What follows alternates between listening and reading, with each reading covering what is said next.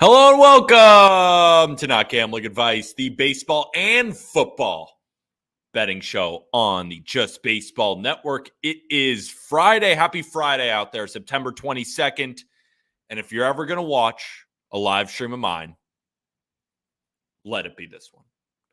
So much to go over. I have 9 NFL plays, 9. My favorite prize picks entry of the season. We have, producer going, how many cappers we have coming on? 9, 10? How many picks we got? 35? 38 picks, MLB and NFL. So we're going to get you ready for the Friday MLB slate. And we're also going to go through every single game on the NFL slate. And at 5 p.m. Eastern, we are doing a $100 giveaway. But you have to be live in the chat. You got to be live in the chat. We got to hear that chatter to make sure that we know that you're here. I see all you people watching on Twitter. I see you. Come on over to Twitch, enter into the giveaway. We're doing one at 5 p.m. Eastern. Then at the end of the show, probably around 6:45-ish, 7:30, it's going to be later in the show. Then we will do the second $100 giveaway. And it's not sponsored. This is coming from my Venmo. You're getting it straight from the horse's mouth. This is not a sponsored giveaway. You don't have to sign up for anything. I'm just giving away $100 because I love you all. Seriously. I'm just having a blast, and we're coming off a great win yesterday. So, again, we have a lot of stuff to cover, so I'm just going to let you know what we're doing piece by piece. We're going to start with a recap of how we did yesterday. Bang. Then we're going to get into every game. I'm going to go over every game, giving you all of my picks for NFL Sunday. Then we're going to go over my favorite prize picks entry, giveaway, then 38 picks from 10 different cappers, then the last giveaway. That sounds like a blast to me. And all of it's brought to you by the Pikkit Sports App. Now, the giveaway isn't from Pikkit, but this stream is, and it's the best way to support. I'm trying to support you guys from giveaways. Do me a favor, support us by clicking that link and downloading the Pikkit Sports App. It's absolutely free. And do yourself a favor. You want to track betting splits. You want to see what everybody's on. You want to sync your sports book because you want to see what you're good and you're bad at. Shows you all the trends that you could possibly need. Player props, you name it. All right? And sync your sports book using code Peter. And for everybody coming in new, of course, all game picks on BetMGM. Code Just Baseball. Y'all know the drill. On Prize Picks, same code. Why not us? Come on, I'm fired up. Let's recap yesterday. Oh, that's a lot of green. That's a lot of damn green. Under 44, bang. Prize Picks entry, Dexter Lawrence was 7 total tackles. 4 tackles, 3 assists. Didn't matter, way over 4. And Elijah Mitchell ran straight over 27.5 rushing yards. Show me the highlights, producer Cohen. Let's get straight into it. Brock Purdy steps back. I mean, my biggest takeaway from this game is, wow, the Giants cannot tackle. The 49ers just out-toughed them. I don't even know if that's a word, but if you watch this game, you know what I'm talking about. And the 49ers defense put the clamps on the Giants. Really, the only way the Giants were able to score was when they got good field position, whether it be on a punt or you name it. Thank God that wasn't a safety because then we would have pushed. It probably was a safety, and we got a break there. Look at this run by Deebo Samuel. I mean, Giants, we got to be better than that. The yards after catch for the San Francisco 49ers was absurd. Look at this, another one. Yards after catch. The Giants just could not get these guys down behind the line of scrimmage or where they caught the ball. Anyone have Bell first touchdown? I know I didn't, but what a pick that would have been. I mean, the 49ers defense, I mean, what can you say? Soak clock. And again, I'm not trying to pat myself on the back here with the under, but what happened in this game, right? What did I say? The Giants were going to have a really tough time scoring without left tackle Andrew Thomas and with no Saquon Barkley. They were not going to score much. And what happened? They barely scored, right? And then the 49ers, they have no incentive to run a bunch of quick plays, to increase pace, to really get after it. All they did was a lot of simple play calling. Passes over the middle, simple run plays, and then the Giants just could not tackle. That's how I feel like this game got close, was because the 49ers, they were like, yeah, we're just going to put it in the hands of our pass catchers and see what they can do with it. And they just continued to run through Giants defenders. Shout out Nick. He had Jake Moody over 1.5 field goals. I think he had 13 field goals or something like that. But Daniel Jones on primetime is not somebody who I want to be with. Daniel Jones against great defense is not someone I want to be on the side of. And my lean of 49ers -10, I should have just bet it and not been scared of taking a big spread on a primetime game. They absolutely rolled. 30-12 win, Kyle Shanahan, and the Giants are in trouble. Again, we hit our prize picks entry. Producer Cohen, I think we should just get straight to it. What do you say? Let's get straight to it. We're going to go game by game, and we're on covers.com. Just kind of shows you where the line is currently, and I'm going to go game by game. Now, Producer Cohen's got my bet slip, so we'll start. And again, I have a bunch of picks. I won't have a pick on every game, but I'm going to give you a lean on every game. You nailed this game, Peter. Thank you, my friend. Thank you. Best Twitter NFL capper out there. I think we got to prove much more. Now, we had a great season last year, and we're continuing to roll, but there are a lot of good people out there, and I'm just trying to win some bets. I'm not calling myself the best at anything because, again, if I have a bad day, now I'm the worst. You know what I'm saying? We just go game by game and see what happens. Eddie, what's going on? Remember, let me hear you in the chat to make sure that you are locked in and loaded for the giveaway that we are doing in 25 minutes. If you're watching on Twitter, get the hell over here, all right? Colts plus the 7.5. So I made this bet again on, I think it was Tuesday or Wednesday, and now we're seeing 8 and 8.5 in the market. You could say, well, Peter, the line got away from you. Are you nervous about that? At the time, this was the line anyway. It was 8, 8.5, and I chose to go Colts plus 7.5 at that plus 100 price. So this is a premier sandwich game. Now, what is a sandwich game? Well, when you're a really good team and you just play a division game, and then you have a look ahead to more important division games, right? Really inspiring win against the Cincinnati Bengals. Then they have this game against the Colts, but they have a look-ahead spot to the Browns next week. And then you could even say, then they have the Steelers the week after. I don't know if you guys have seen, but the Ravens injury report is crazy. Multiple offensive linemen out. Marlon Humphreys, their best cornerback, out. Odell Beckham Jr., arguably their best wide receiver. Zay Flowers is pretty damn good, but Odell Beckham Jr. not being in the lineup certainly doesn't help them. Now, for the Colts, you could say, well, Peter, there's no Anthony Richardson. Good. Anthony Richardson has been a little bit inconsistent. Whenever Gardner Minshew has come in, he's actually helped the Colts move the ball. Exhibit A that you're watching on the screen, right? So I think this is an inflated line. Baltimore Ravens are 2-0 against the spread and 2-0 straight up. Indianapolis Colts are 1-1. They've actually really impressed me. I did not think the Colts were going to be very good this year, but look at them now. They beat the living piss out of the Texans, and they should have covered against the Jacksonville Jaguars. I think this is a good sandwich game for the for the Colts against the Ravens. And if you're going to give me over a touchdown, I'm going to take it. Plus 7.5 at plus 100 is the first pick. Let's move over to Titans versus Cleveland Browns. Mike Vrabel as a dog is absolutely incredible. But I'm not taking him. I'm actually fading their offense here. The Cleveland Browns, and shout out Anthony DeBundo, who will be on this show in a little bit to give his NFL plays. This is a nugget from him. Cleveland Browns have not allowed anybody in the red zone yet so far this season. Anybody. And what's their weakness?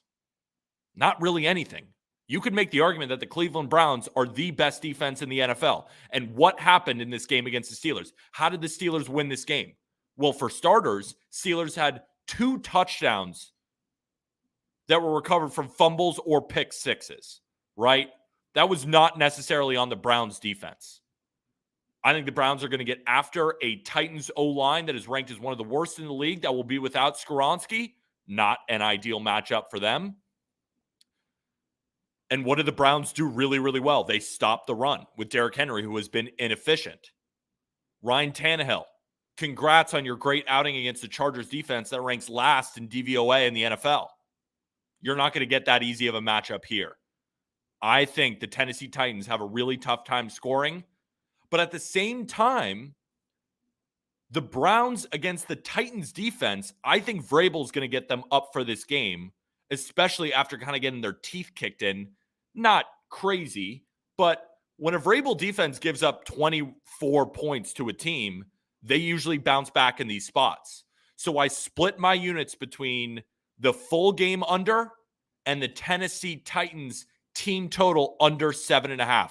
I truly don't know how the Titans are going to score in this one. Also, just a little nugget for you. Nick Chubb out last game, right?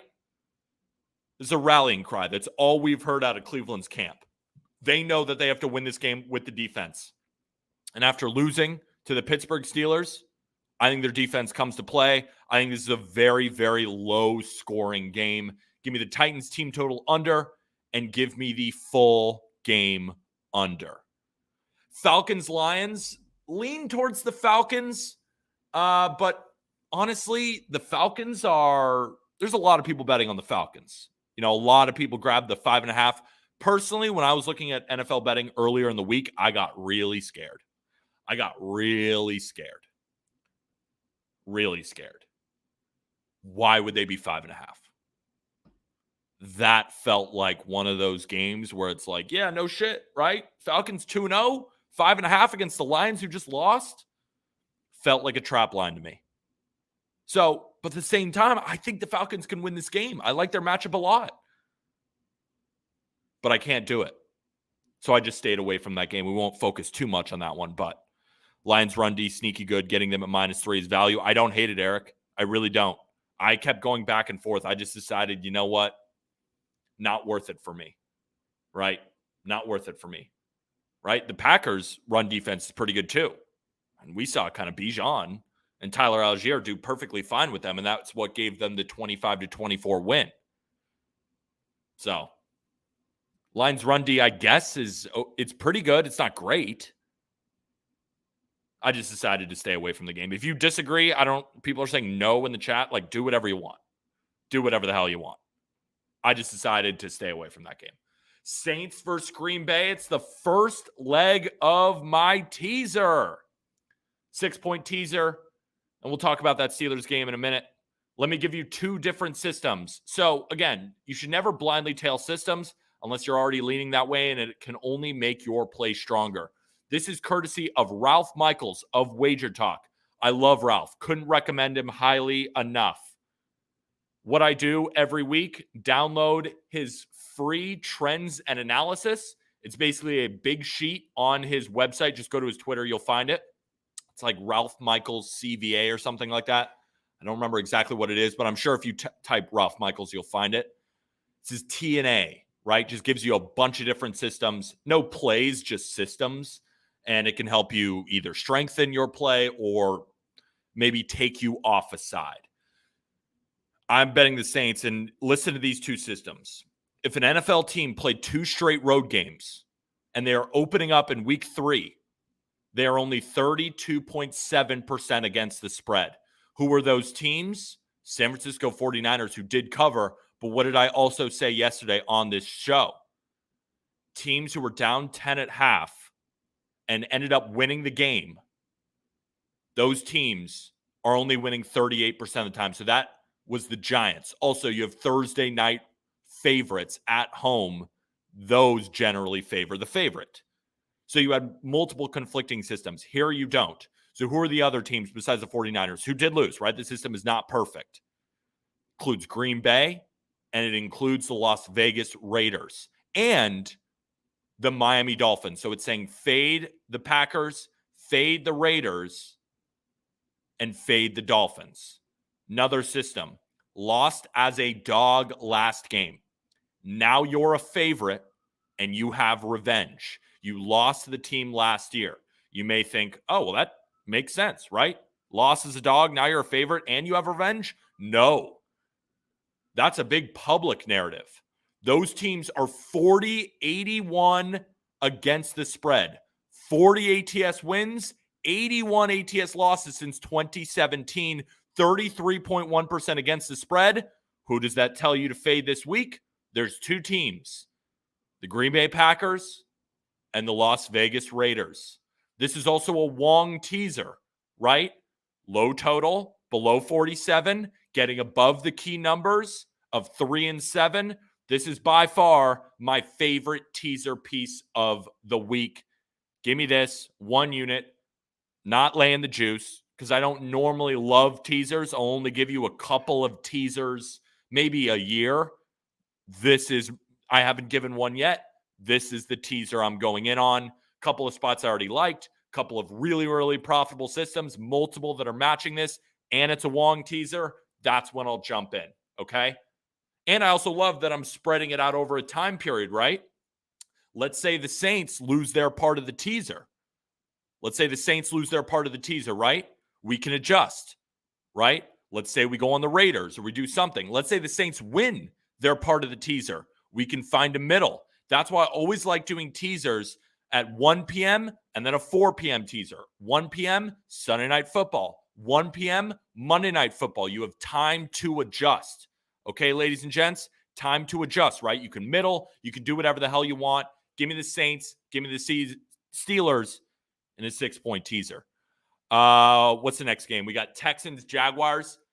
I think the Texans ultimately will be a public dog, and I'm a little bit afraid of them. However, I do like it. My issue is if I knew that Laramie Tunsil, Derek Stingley, a lot of players on the Texans were healthy, I'd probably be on the Texans. However, I don't think they will be, and I don't think we'll know until game time. Derek Stingley Jr. will be out. Laramie Tunsil is currently questionable. Another player on the offensive line for the Houston Texans also questionable. Makes me not really want any part of this game.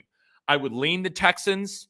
The Texans, if all of them were healthy and they were at 10, that's when you'd see me on them. But I do lean towards the divisional dog, especially on the road in this matchup when week 3 dogs. Texans line has moved a lot. Exactly. It's not something I want to get involved in. I just stayed away from that game. I don't mind the Jaguars if you want to tease them down. Same thing is, though, sometimes a divisional opponent just wins the game outright and you don't know how, you don't know why, but it happens and it's the NFL. I'm staying far away from Texans versus Jaguars. Let's talk Broncos versus Dolphins. My grossest game, grossest pick of the week. Ladies and gentlemen, we had a great week 3 last year. Why? There was a couple of 0-2 ATS teams versus 2-0 ATS teams. It's as simple as that.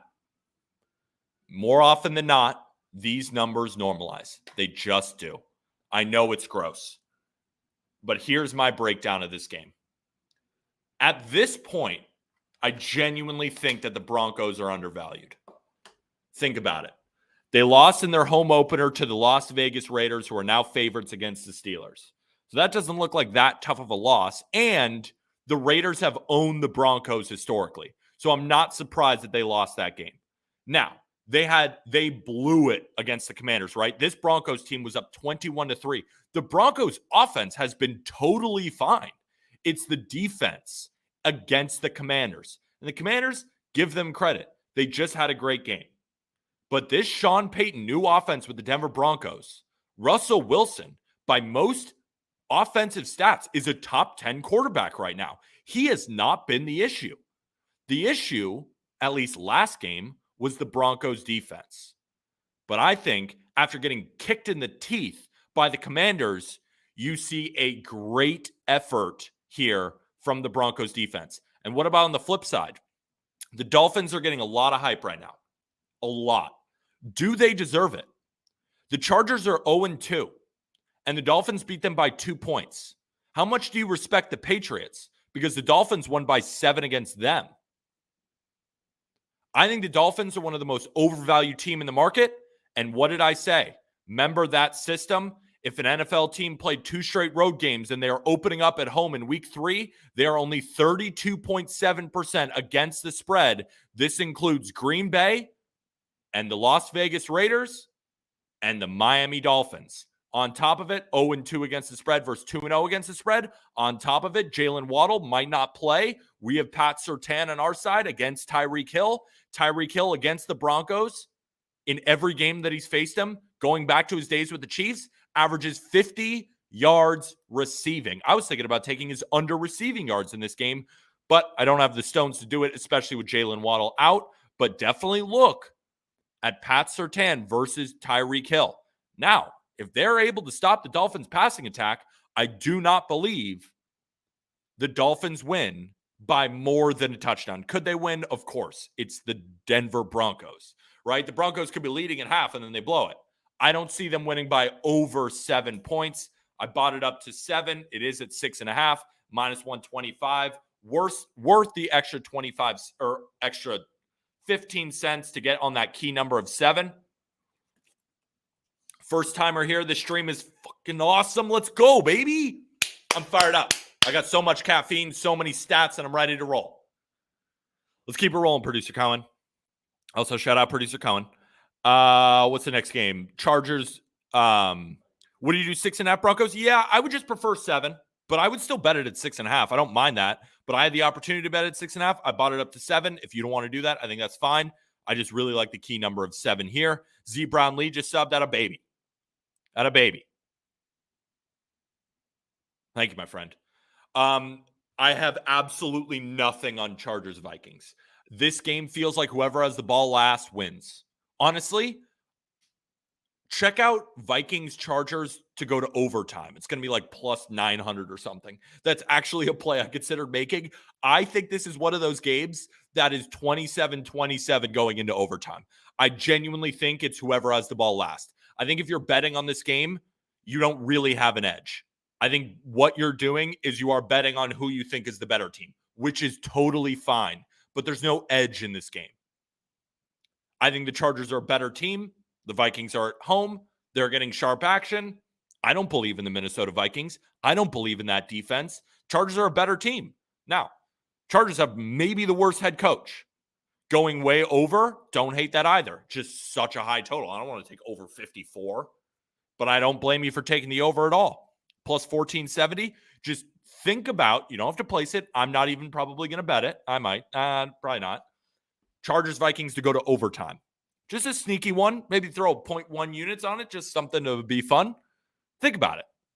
Just think about it. Feels like a game that goes over and goes into overtime.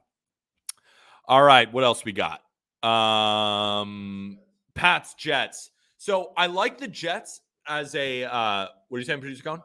Yeah, I don't have anything on Patriots versus Jets. What I will say is, though, I like it as a teaser leg. Low total, but the thing is, Bill Belichick has owned Zach Wilson 5-0 in their last 5 meetings. Not something I'm going to touch. Bills, Commanders, again, I'm just going to skip over it.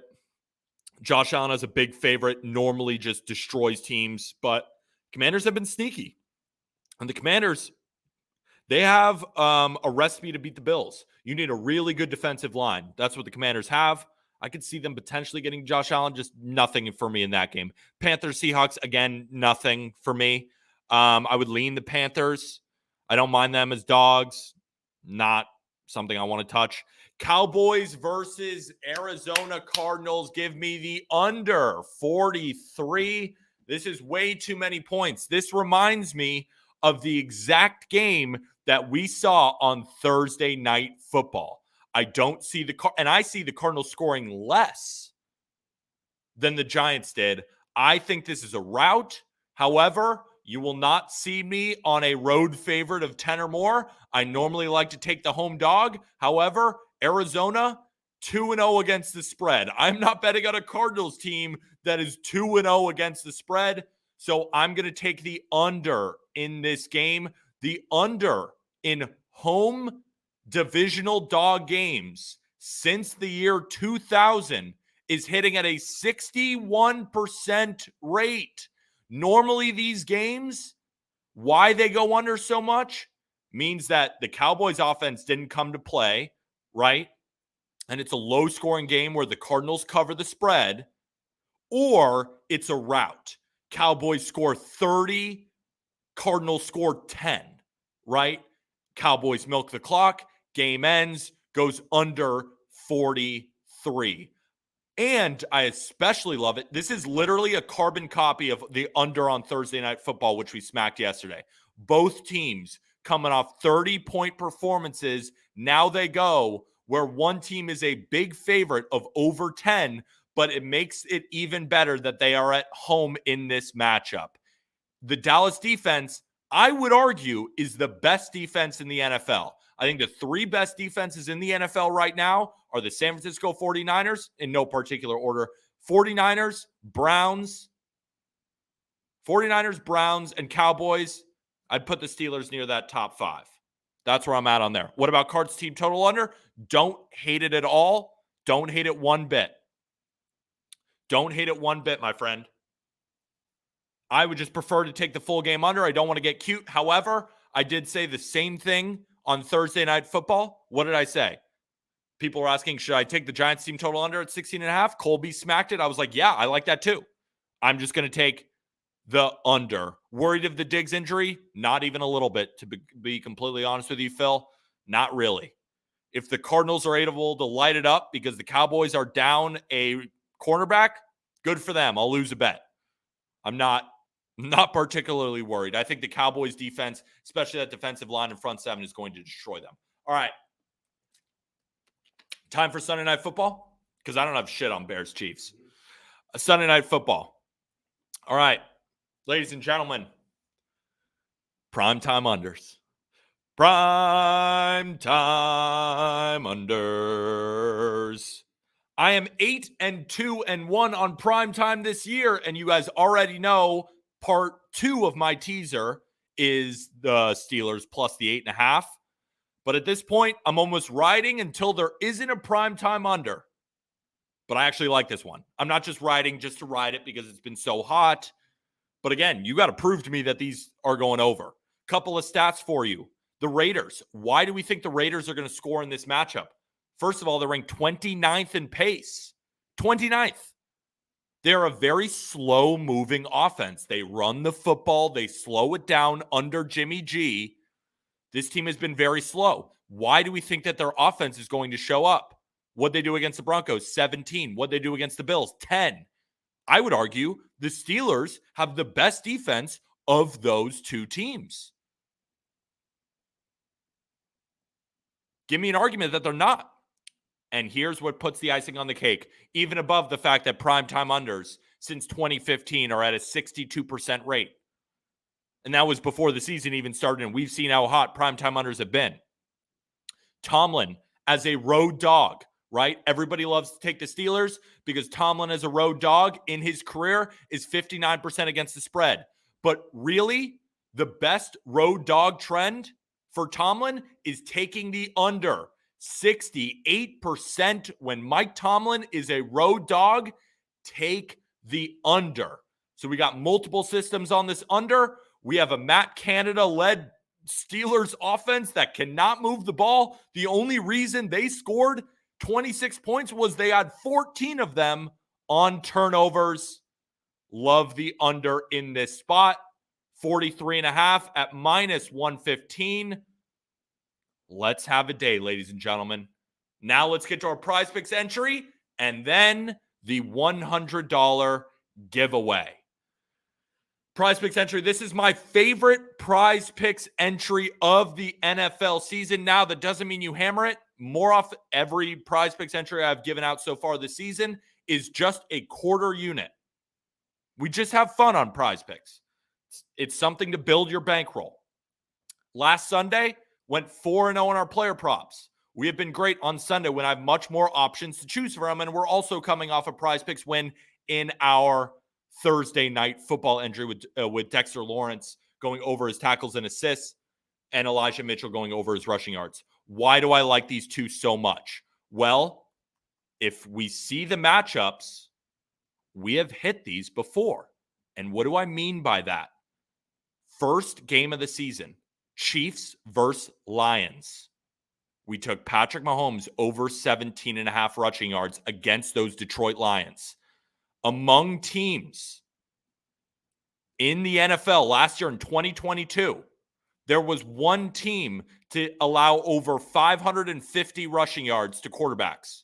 There was one team to allow over 600 yards to quarterbacks on the ground. There was one team that allowed over 700 yards to quarterbacks on the ground. Who was that team? The Detroit Lions. Patrick Mahomes runs for 45 yards.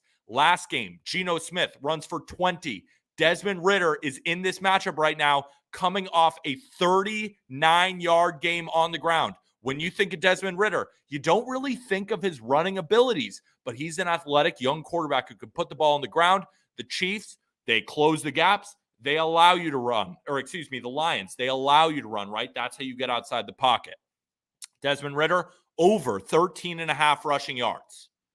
Now, next part of the Prize Picks entry, Cole Kmet, over 28.5 receiving yards. The Bears tight end, who was just paid pretty handsomely, has the best matchup humanly possible. And what do I mean by saying we already played this matchup and won? It wasn't just the Chiefs on the ground in terms of rushing yards, ladies and gentlemen. It wasn't.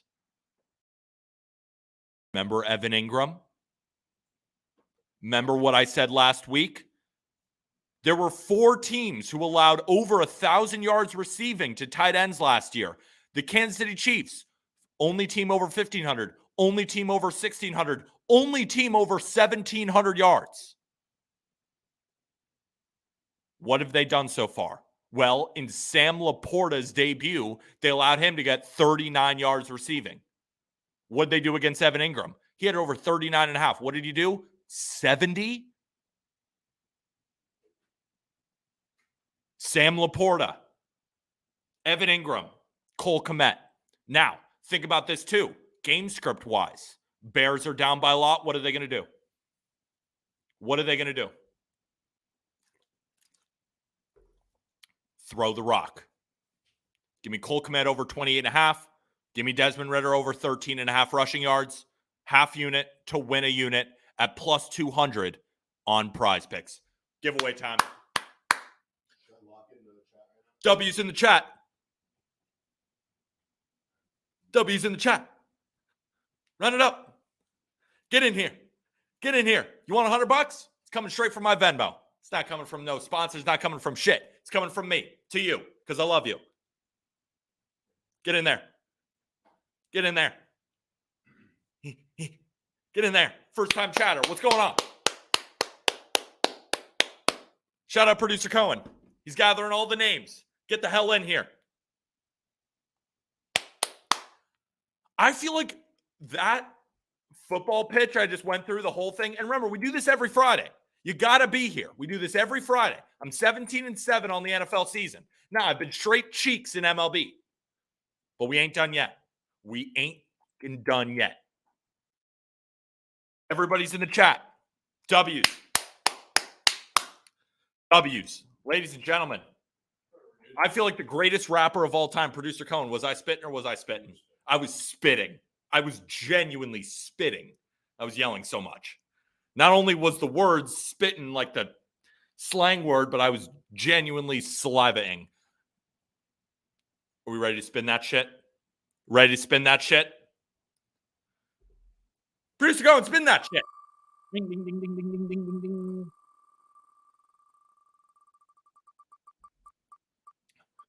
Ding, ding, ding, ding, ding, ding, ding, ding. Marky Meds! Marky Meds, you just won $100 straight from your boy. But we gotta see you in chat. We gotta see you in chat. Remember, we're gonna do another $100 giveaway. Marky Meds! Bruce Cohen, you see him in chat right there? Atta baby, Marky Meds. Shoot me a DM on Twitter. Again, remember, we're gonna do another $100 giveaway at the end of this stream. I gave you all my NFL picks. Remember, we're gonna be live on Monday, Monday Night Football, week 3. And then now this part of the show, 9 cappers, 38 picks, MLB, NFL. I'm so fired up. And guess who? Guess who's starting us off? Oh, I don't know, the leader of the MLB leaderboard. Ollie 1 unit. How is it? Flash the leaderboard. Show Ollie. Flash it. Ollie, if Ollie keeps going, take a screenshot of this man's face because you're going to see that damn face at the World Series. That's what you get for winning this competition. 2 tickets to the World Series. Only issue, Ollie, Red Sox won't be there. Yeah, not great. Honestly, I care. I know I'm in the minority here. Going to the World Series would be an awesome experience. I just don't know if it would really do it for me if my team's not there. I just care about kicking everybody else's asses more than everything else, to be honest with you. So funny. I disagree. Have you been to the World Series before? Of course not. I was there. I was at Fenway, game 2. Dodgers, Red Sox. At the time, I hated the Dodgers. And obviously, as a Yankee fan, I hated the Red Sox because I'm from Santa Barbara, California. All my friends were Dodger fans. I was the only Yankee fan. Everybody would talk shit. And that was the reason I hated the Dodgers, because all of my dipshit friends were Dodger fans. Then the Red Sox, they're the bitter rival. Right. One of the best games I've ever been to. Well, that's bar none. Fenway atmosphere in October, baby. Doesn't get better. It's the World Series. I promise you. Fenway it could Park, literally be the Royals versus the A's in the World Series. It's the best. Yeah, well, it can't be the Royals versus the A's, but that's a topic for another time, I think. Yeah, probably won't. Marky Meds, make sure to send me a DM on Twitter. All right? And I got you for your $100 Venmo. And again, we're going to do another $100 giveaway at the end. But all I want you, we got to hear your MLB plays. Dubs. Yeah. Twins score first today. We got Pablo Lopez on the bump. Not the biggest Pablo Lopez guy in general, but today he's going to do enough. And then the Twinsies are going to go in there and start hot to clinch a playoff spot today. That's it. I mean, simple. Why only a half unit?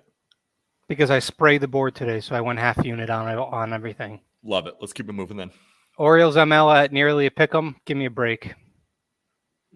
Break into it a little bit more, please. Seriously, I saw Orioles -115. I was like, what's going on here? It's Dean Kramer versus Shane Bieber. Yeah, I'll take my chances with the Orioles here. Yeah. Dean Kramer isn't great, but he steals coins, and the Guardians don't really have the guys to do damage against him unless Josh Naylor and Jose Ramirez go back-to-back twice. Like that's how the damage will be done. And then even if they do, the Orioles still might out hit them because Bieber is also returning from the IL. Exactly. His first start, I literally forgot Shane Bieber was a pitcher because we haven't seen him since April.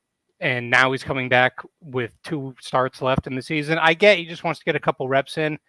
He'll be limited if he even goes deep at all. I just think the Orioles are going to tee off on him. More than fair. Let's keep it moving. Yeah, mostly Plum's play here. Not really a big Taijuan Walker guy. Not really a big Tylor McGill guy, even though he's got a sweet nickname called Ty Lord. Like that nickname a lot. But it is a good one. I'm not a big Taijuan Walker guy, but I think the Mets can be patient enough to force him to jam up the base pass a little bit. That's Taijuan Walker's weakness. Is he's known to give a few walks here and there. Taijuan Walker for a reason. Am I right? So I think that can happen. 1 or 2 clutch hits from them, and then the Phillies, I think, are just going to tee off tonight again. Do you lean the Phillies like -1.5? Just taking the over. I lean the over because that's what I'm playing. Okay, geez. Play number 4. Yeah, Patrick Corbin off his best start in a Nats uniform in 2022 to 2023.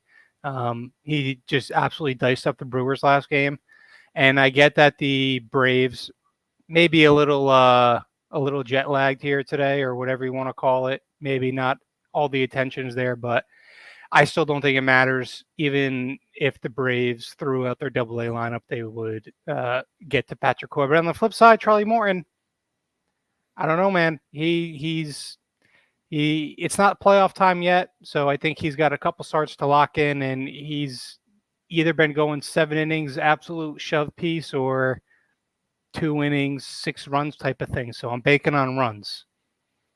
I know the Nats don't necessarily hit right-handed pitching the best, but I think they do enough today to help us out. Not like the Rockies, who have absolutely no heart. That's another thing. 0. I already got 1 loss out of the way earlier. I was on the over in Wrigleyville. Never even had a pulse. The Rockies just a dead team. Absolutely no heart, no grit. Sucks to say. Chris Bryant is the perfect Rocky because that's exactly what he has these days. No heart, no grit. Just goes up there, looks at strike 3 down the middle every time. Yeah, he took his money and now he just sits in Colorado. Can't blame him, honestly. I thought he could win an MVP there, and now he's just like a decent player. He's literally just a big right-handed Charlie Blackmon now. He's far worse than Charlie Blackmon. And he has 1 home run in Coors Field in 2 years. Oh my God. I was a big Chris Bryant guy too, as most of us were, winning MVP right after winning Rookie of the Year. I can only think of one other guy that has done that recently, and he had a pretty damn good career. He goes by the name of Dustin Pedroia. I don't know if you ever heard of him. Heard of him. Yeah, okay. Chris Bryant did the same thing and then fell off the face of the earth way faster than Dustin Pedroia did.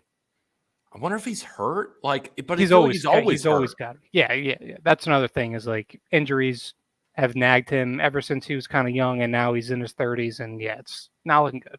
The question here is, didn't Trout do that too? I mean, how could I probably disagree yeah more? He's like, what do you mean, Jake? Like, what do you mean? When he plays, he's still amazing. No, Trout. He's talking about rookie of the year to MVP the next season. Oh. Yeah, I'm sure he did, but I wanted to go to Dustin Pedroia. LOL. Ever heard of him? Got his book signed by him back in Pawtucket. Fuck yeah. That's a Boston guy. That's a pull. That's a Boston guy. Pawtucket's Rhode Island, but yeah, it's all right. No, but you know what I mean. Though. Yeah, like that's the most Boston guy sentence ever said. I got a book signed by Dustin Pedroia in Pawtucket, Rhode Island. Yeah, I'll buy it off you. Let's fucking go. Love Dustin Pedroia. Play number 5? I don't know what number we're on. Wait. Oh no, this was before, so this one doesn't count. Yep, skip this one. So it's good. Yeah, I know it is good. Isn't there one more? Yeah, yep. D-backs ML. It's at plus 105. What number did I get? I don't know. What number did you get? Let me check the Action Network, because everybody knows I bet in every single game I come on here, I have hard-earned Ollie coins on. That's why I respect you. I did have plus 105. Okay. Yeah. I mean, listen. Hey, Luke apologize to producer Cohen for a second. I got the D-backs and Orioles lines confused. That was so mean, dude. Dude, producer Cohen. Shout out producer Cohen, because someone in chat said shout out to producer Colin. So now he's I saw that, but I was gonna let it slide. But no, it didn't get by me. You are now producer Colin. Welcome. D-backs money line. Look, it's just a value play. Sorry. Actually, I'm not really that sorry. I'm squaring up on the D-backs. They're hot. They're in the middle of a pennant race. Not pennant. I always say that. Playoff race. I don't go by, this team needs to win this game, or they don't. But they're playing hard. They're on fire. They just basically eliminated the Giants out of contention. It's Brandon Pfaadt versus Luke Weaver. And that's another thing. We're going to lose. That's my point, is like, I know this line jumps out as why the fuck is Luke Weaver minus 130 favorite against the Diamondbacks. It's the New York Yankees. They are the New York Yankees at home. Like, it is what it is. And they've been playing well. They haven't been bad. They played well against the Red Sox last series. They shit their pants. Played well against the Blue Jays. Yeah. They held their own against them too. So like, I don't know. I'll take Brandon Pfaadt, who has been kind of up and down. He looked good when he came back up, but he's had a couple of rocky starts, I think, if memory serves, lately. Young arm getting tired type of thing. But if I'm getting Luke Weaver as a favorite, I'm probably gonna be on the other side. Does the goat whale have life, Pete? No. I mean, unless Vladdy gets back in the lineup. He did get a AB yesterday, and he grounded out. Typical Vladdy. How's my Wander Franco hits leader looking?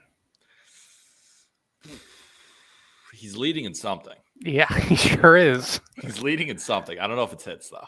All right, I got a couple NFL plays, too. Yeah, just a question. Thoughts on the over for this game in D-backs versus Yankees? My thoughts are I like the D-backs. You're kind of an asshole. Let's get to the NFL. Look, I understand why people are asking people those. Just asking questions. I understand that, but I'm playing. No, I don't. I like the D-backs. Yes, he hates the over. You like no, the under? I don't. I don't like it. I don't love it. I like the Diamondbacks as my favorite play in this game. That's why I'm betting it. Pretty just go and put him down for the over. Let's get into the NFL picks. Yeah, I've got two NFL plays. Fine. I am riding Cardinals overs. Fair. It's weird.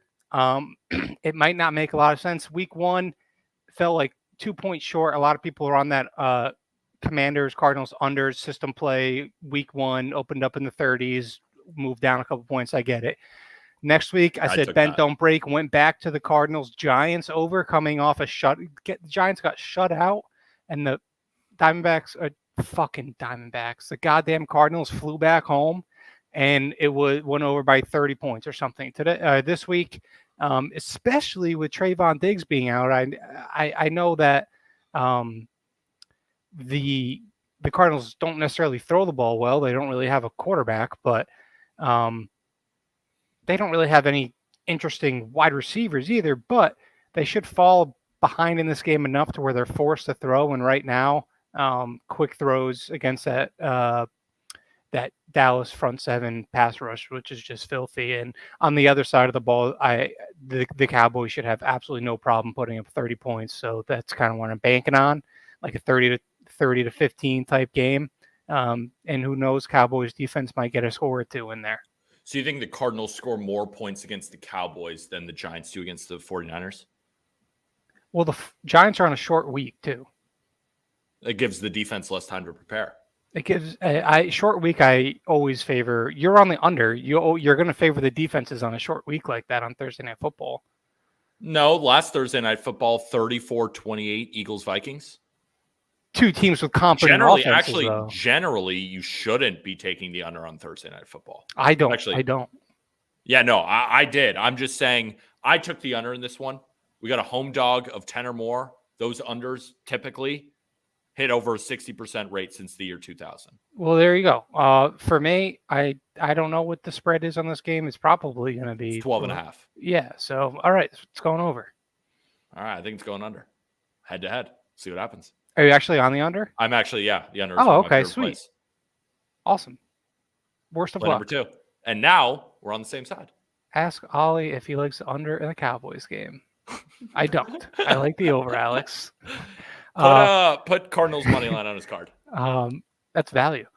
Look, I don't like this play a lot, but it jumped out and I have to take it. Russell Wilson, their first road game with the fucking Dolphins, not the Miami Marlins, Miami Dolphins. Yeah, you have so many picks that you have no idea. I hate when both sports are on at the same time. I actually hate it. It's just a very odd spot. I think the line's a little short. I think it should have opened up -7.5. It opened up -7 and moved down a half a point. So I'm not a CLV god here, but the Dolphins are arguably, I'm not saying they are, but you can debate the Dolphins are the best team in the AFC right now. I think they're the most overvalued team in the NFL. And that's where I'm going. And the Broncos have come off just 2 absolutely brutal heartbreak losses. They're not as bad, as crazy as it sounds. They're not as bad and a laughingstock as they were last year. I do think that they are actually going to be okay and start to compete here. And I think this is a game where it kind of wakes them up. You're like, well, Russ actually cooked. And I don't think that defense is going to have as bad of a game because that defense is good. And they have the pieces to slow down the Dolphins offense. As hard as that is, the Patriots, as bad as that game was offensively, they did a really good job of keeping Tua in check, keeping Tyreek Hill in check, limiting the big plays. And I think that a good coach like Sean Payton will take that and use some of that in this. I'm not saying they're going to win the game, but I do think they keep it within a touchdown. I agree with you. Ollie seems like a dick. Yeah, well, I'm honest. Take that as you may. This is a 1-on-1 card. Congrats. I'll take 1-on-1. I'm just kidding. I mean, that actually, the over versus under, I could go ahead. I'll actually take 1-on-1. 1-on-1 would be electric. Yeah, I mean, I think I went 1-5 week 1 and 5-2 week 2, so I'm due for a 1-on-1. That makes sense. All right, my friend. Anything else? No, I'm good. Before you go, can I run you through a couple of bets that I made with Colby, Boston superfan, before the season, and you tell me what you think about them? Yeah. For what sport? Baseball. They're Red Sox related. Let me pull up the bets. Where's my notes app? Okay. 2023 MLB bets. I took Masataka Yoshida under 112 WRC plus for $100, and he took the over. He's got to be a little under that now, right? Yep. By a lot. 108 WRC plus. Yeah, it's been a rough year, month and a half for him. We set the line at what Seiya was last year. Seiya was 112 last year? Yeah. His first year in the States. Yoshida under 2.5 F-WAR, $100. Yeah, that's sort under. Yeah. Bad fielder. WAR, by the way, don't want to get into this. Not a WAR guy. I'm a WAR guy. I definitely prefer WRC plus. I mean, that's just offensive stats, though. Yeah, that's what I need care to about see what you are when I'm comparing. Like, why are we comparing WAR of a shortstop to WAR of a first baseman, though? Well, it's hypothetically on a Twitter fight. Because shortstop is a more important position. It's like, why are we comparing a quarterback to a corner? That's my point, though. Like, why are we comparing Anthony Volpe's war to Tristan Casas' war? Because Volpe has been overall more valuable playing shortstop. Who would you rather have on your team? Volpe. That's crazy.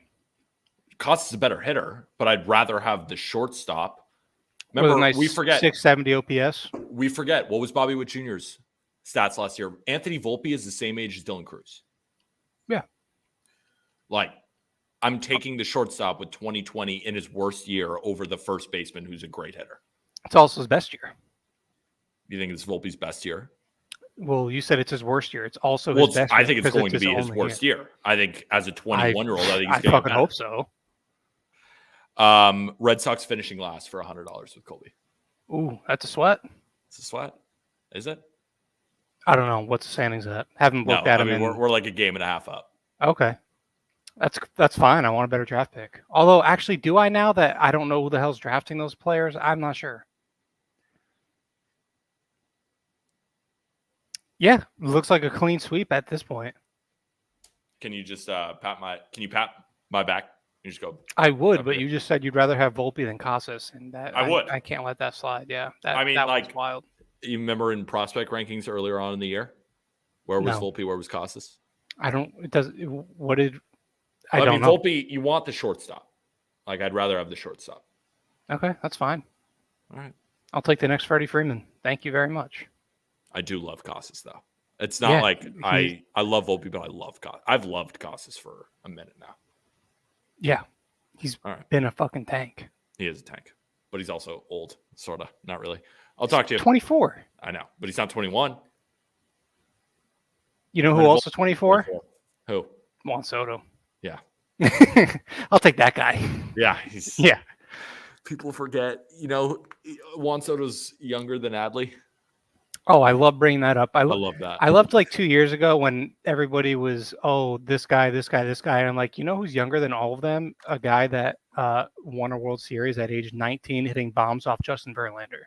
He's in the World Series. I just don't know why Soto gets hate. I get that he's not a good defender in the corner. I do not give a shit. And he gets out in two ways this year. He either strikes out, which his strikeout rate's up a ton this year, or he actually leads the major leagues in ground balls to second base. Homework assignment for you, homework assignment for the chat. I want you to go look at Bobby Witt Jr. last year, and I want you to look at Anthony Volpe this year, and tell me they aren't eerily similar. Eerily. Hey, man, whatever you got to tell yourself. That's all I'm saying. As Just long go as look you're and happy. tell me if I'm wrong. Tell me if I'm wrong. As long as you're happy, bud. Oh, I'm happy. I'll talk to you. All right? All right, see ya. Who's supposed to come up mid-major just canceled, right? He texted me. I just saw a text come in. Sorry, man. Friday meetings are always sporadic. They moved it up to 2, and I can't get in on the plays. You can void my stuff. Sorry, brother. Yeah. We'll show your plays. Yeah. Give it a mid-major. Yeah, we'll do baseball first. This is a mid-major. You can flash the MLB leaderboard, show the people where mid-major is on MLB. So this is mid-major, MLB. He has 9 units pending. He has 9 units pending. This could go amazing for mid-major with the game on the line, or it could go horribly. But he's been great. That's why he's in 3rd place in the competition. Los Angeles Angels, team total under 3.5. Facing Pablo Lopez. Basically, he has no faith in the Angels offense against Pablo Lopez. I'm sure if I know mid-major correctly, he would say, well, we got bumps on prize picks. We got low earned run props. Pablo Lopez hasn't been good at home. That's a narrative that everyone wants to fade. That's his pitch. Producer going, am I off there? Isn't that it? That's his pitch? Producer knows that's what he does. Toronto versus Tampa Bay, first 5 under 3.5 at plus 125. He definitely took an alt line on BetMGM. Who's the pitching matchup in that one again? Let me remind myself. This is Bassett Glasnow. He's taking the first 5 under 3.5. Vladdy's back in the lineup, folks. God damn it. Vladdy. 9-unit lid lager day. Don't fade 86. Tell us why you would take. I haven't looked into the game.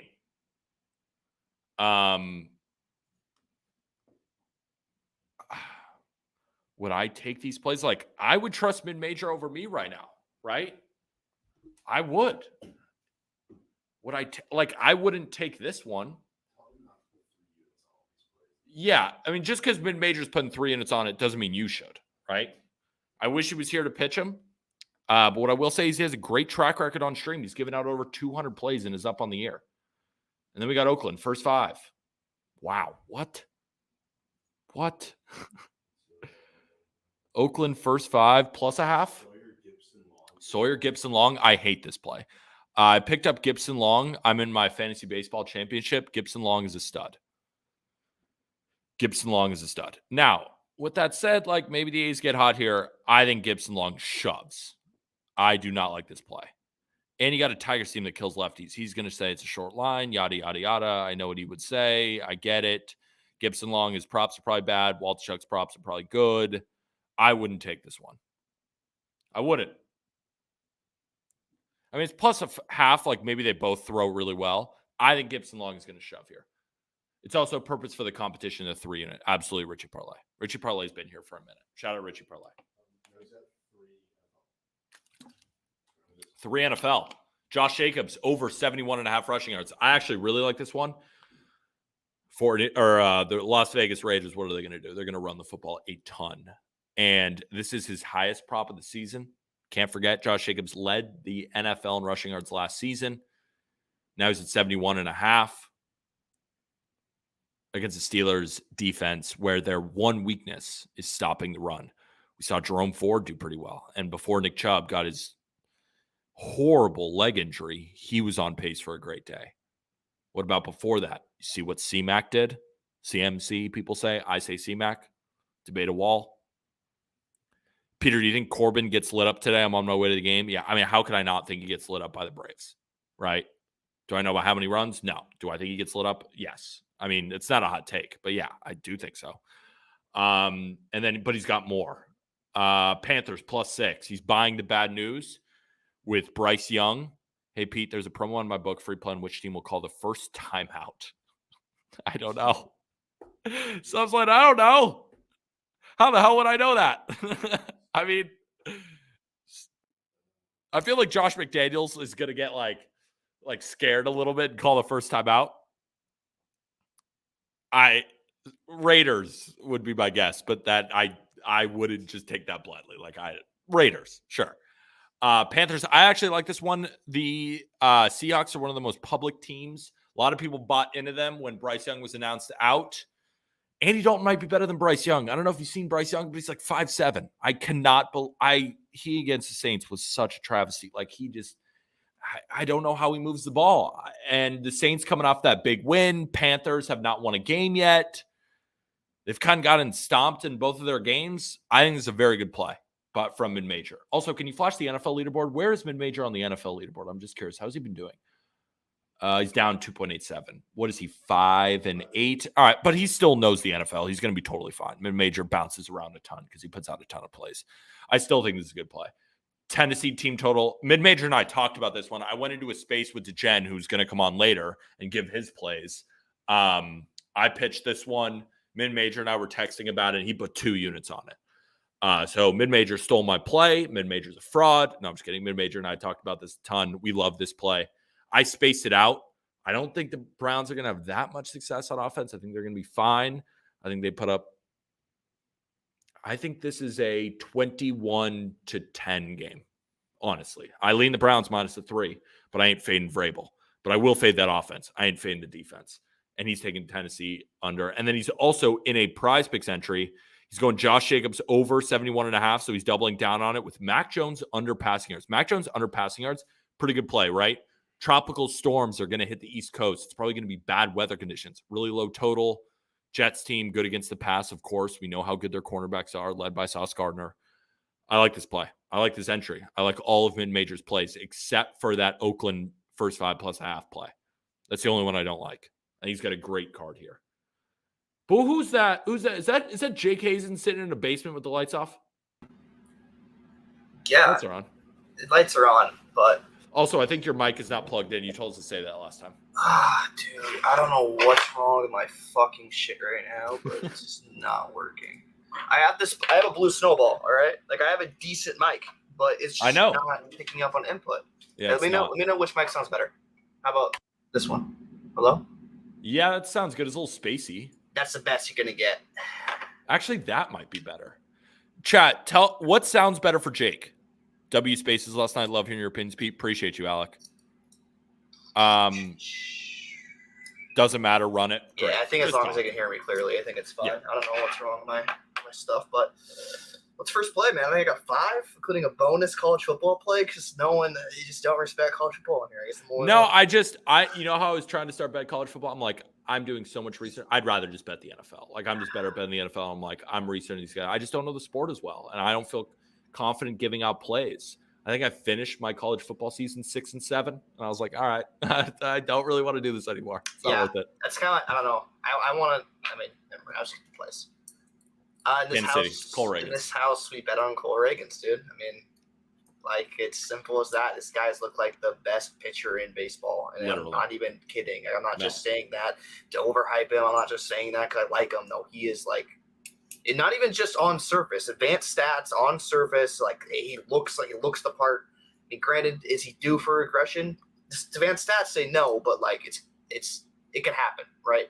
I think the only way he's due for regression if he comes out, his stuff gets worse. Because if he has that stuff, like he's just down or something like that. Yeah, like, and he's like, his arm is getting tired. That's when he's due for regression. If he's healthy, I think he is a rocket ship. See what I mean, dude? I got people in chat about college football, man. That's a sport that everyone cares You're going to talk about it. Shut up. We're talking baseball first. Yeah, just this house we bet on Cole Reagans. Framber Valdez's Royals team, like I said, Framber's very hit or miss, all right? I don't really know what I'm getting out of Framber Valdez, okay? But I am pretty confident I'm knowing what I'm getting out of Cole Reagans, and at this price, I'd rather trust a more consistent pitcher over this last, 2-ish month time span over Framber Valdez, who's been very sporadic. I think it's a price that I have to take. More than fair. I get this play. Big plus price, and even if they're tied at 5, you got to push here. I'm not jumping back in live, though. I'm good taking my push. I'm out. You can have that Kansas City Royals bullpen. They'll probably score in the 6th anyways, but I don't care. No, I feel you. I feel you. In this economy? This economy, dude. Royals line, money line with that bullpen. All right, let's keep it moving. Jake knows ball from Jack Tracy. Oh, that's my boy, dude. We're both Angels fans. We're a lot of piss. We bitch all the time. Only two of them. Only That's two. all left. Are you an Angels fan? I thought you were a Brewers fan now. Are you still an Angels fan? It's kind of a joke, dude. I put too much blood, sweat, and tears into that franchise. I was in the crib as a little baby with a rally monkey. Like that just doesn't erase. I do love the Angels rally monkey. I've been to so many Angels games in my life. Yeah, you're aware there's more than fucking 2 Angels fans. You've lived in California. Like it's I think I've been to. No, I was saying that stadium I might have been to the most of any stadium. I'm biased. I think I've been to 8 stadiums. Right? I love sample size. I love the stadium. The stadium. I agree. Awesome. I think it's great. The huge hat out front. The waterfall is just beautiful. The fireworks. Beautiful. It's a great. It's probably the most family friendly stadium in baseball too. I compare that Angel Stadium to Citi Field in the sense of like it's not Yankee Stadium. Yeah. It's not Dodger Stadium, but they're both really good. And you can make the argument that they're better than their big time rival in that same city. Exactly. Orioles. The Los Angeles Angels, California, Anaheim, LA, whatever the hell they're called, dude. Ever since we changed our name from fucking Anaheim to LA, dude, it's been a piss. Dig.23. I'm going to answer your question after Jake's done. Orioles money line. Same right up as Ollie, dude. Dean Kramer plus 100, dude. Why the fuck not? Yeah, just get Shane Bieber recovering from the IL. I do like this play. I don't see how they lose. Keep going. NFL now. All right. Wow. I have to say this. NFL is easily my worst sport. I'm actually a better hockey better than I am NFL better. Man enough to admit it. So if you see me on your play, I wouldn't be happy. Yeah, I'm on the Broncos. Yeah, Peter. That sucks for you, dude. I like him too. Why? I just kind of think the same thing, dude. All I see on my timeline is just Miami Dolphins slop. People are checkmarking them to make the playoffs. people are saying it's the best team in the AFC, I'm just like, no, dude. I'm just gonna fade that and just take the Broncos. I listened to you guys. I'm like, wow, Russell Wilson has been better this year. I didn't know that until I placed this bet. I just literally, I'm more confident on it now. I'm like, fuck yeah, dude. I thought I just gonna be a nasty 13-10 loss cover. Now I kind of want to sack up, take the money line, dude. After hearing you guys talk, I honestly would not be surprised if they win outright. I think I'm going to, dude. I think hearing you and Ollie talk about it kind of fires me up, and I'm gonna take the money line. Fuck yeah, dude. Broncos. Broncos country. Let's right, ride, baby. not suck. Play number 3 or whatever. Keep going. Chargers. I mean, why do you like this play? dude, the Vikings are at shit, dude. So are the Chargers. Like this is the game where I was saying during the beginning of the segment, I was like, there's no edge in this game. Whoever has the ball last is going to win. Okay, so here's why I like this game, Pete. So, granted, the Chargers are the better team on paper, right? And people think the Chargers are better coming this year. People think the Vikings were going to be as good this year. But, I mean, I think the general public consensus with the Vikings could get worse, but not like 0-3 bad, right? I just think the home team is short of a favorite, and a public loves betting on desperation spots. Granted, yes, both these teams are in desperation spots, but I think that kind of favors the home team when it comes to who would you rather take. So I just think, I won't be surprised if the Chargers are -1 by the end of this, but I think taking the +1 dog on the road, and at this, I don't know, dude. I just fucking guess. Yeah, I mean, right now, Vikings are getting more tickets and more money, but so my assumption was right. But I assumed Vikings are going to get more bets because it's 53-47, but 63-37 in terms of the money. So also more no bets. It's a nice little narrative play as well. It's a good point. I hear the Vikings fans. I live in South Dakota. Yes, it is a place. And yes, there are people. And this is basically like a big, yeah. And it's basically like everyone here are Vikings fans. And I can tell you what, dude, the Vikings fan base right now, after signing whatever that tackle was and getting Cam Akers, they're fired up. And I think they're going to get put back in their place. Football fans are my favorite because the best. Overreactions like crazy. And every fan truly think like baseball fans are different. NFL fans are just a different breed. Like whenever I make a TikTok and I say something negative, whenever I say something negative about a team, it's like armies of people are, what do you mean? What do you mean? Like, I'm like, I'm not anti your team. I'm making a bet here. Bro's just listening to Beef. Is that a thing? No, dude. It's Beef's my guy. You know who Beef is? No. Oh, dude, he's some fucking psycho, crazy Vikings fan, kind of from South Dakota as well. He's on Twitter too, so that's why he's bringing that up. Let's keep moving through your plays. What else we got? Packers? This is completely just biased. I'm fired up, buying all the hype. I'm a Packers fan. Jordan Love's a Hall of Famer, and this -1.5 line is a joke. This should be favored by 10. Packers roll. I've heard that a lot from Packers fans. Dude, I wasn't as invested. Like I said, I haven't been too invested in the NFL lately, man, and I'm bought back in. Jordan Love's a Hall of Famer. Can I read you a couple things that are going to make you second guess this play? I mean, you're not going to second guess it. I know you don't give a shit, but I actually have a rebuttal. I'm prepared. I actually do, because I do know a little bit about this. If an NFL team played 2 straight road games and they're opening up at home in week 3, they're only 32.7% against the spread. That is Green Bay. You lost this dog last game. Now you're a favorite and you have revenge. You lost to this team last year, so the Packers lost to the Saints. 40-81 against the spread. Since 2017, it's 33.1%. That says to fade Green Bay. Good luck against the Saints defense. Rookie quarterback's been great, right? Let's see you do it against the Saints. Okay. Now, here's another thing. That's why I love trends, Peter. Yep. I can just bring up another fucking trend. Show me a trend. Show me a trend. My friend Bookies DW is telling me about, I don't know the numbers memorized, but when 2 teams that are 2-0 and a line 3 or under, the home team is winning at a 62% week 3. So that's why I think about your trends. I'm going to stick another trend out of my ass. I mean, that was out of my ass. When two 2-0 teams are 2-0 are playing each other, and the spread is short, basically, the home team is like dominating. Huh. Do you know what they're covering by? It's something like 60%, something like that. It's 60%. I have to ask him. I can text you it once let me know about that one. I took the Saints in a teaser up to over the Packers field are goal. 1-1, bro. I mean 2-0 ATS. The Saints are. I don't know what I'm talking about, bro. Is that trend real? It's the trend's real, but it doesn't apply to this game because I forgot the Packers fucking sold last week, dude. I'm so upset about that. This is what I mean, Peter. I didn't want to come on this stream with football plays, dude. This is why I didn't post them, but you pressured me. But what I said was, I was like, I got 2 trends, and you're like, you know what I'm gonna do? I'm gonna one up your trend. I got a trend for you. Trend's not even real. The trend's real, but like it doesn't apply to this. Doesn't apply to the game. So give me a trend that takes the Packers. I'll take the time out of my day after this to prove you wrong because I'm a All right, spiteful fucking do guy, it. so. No, do it. I dare you. I dare you. I dare you. All right, we got to move on to Cole because that's all the plays you got. All right, San Jose money line plus 200 Oh, yeah. outright. Tell us why. Okay, so good old San Jose State. They're 1-3 in the record. Air Force is 3-0. Just last week, Air Force played the same exact night as a standalone Friday game. Not standalone, but like a kind of a. It was like the game of the slate. People, bettors were tuning in. There's only like a couple of college football games on tonight, right? Yeah.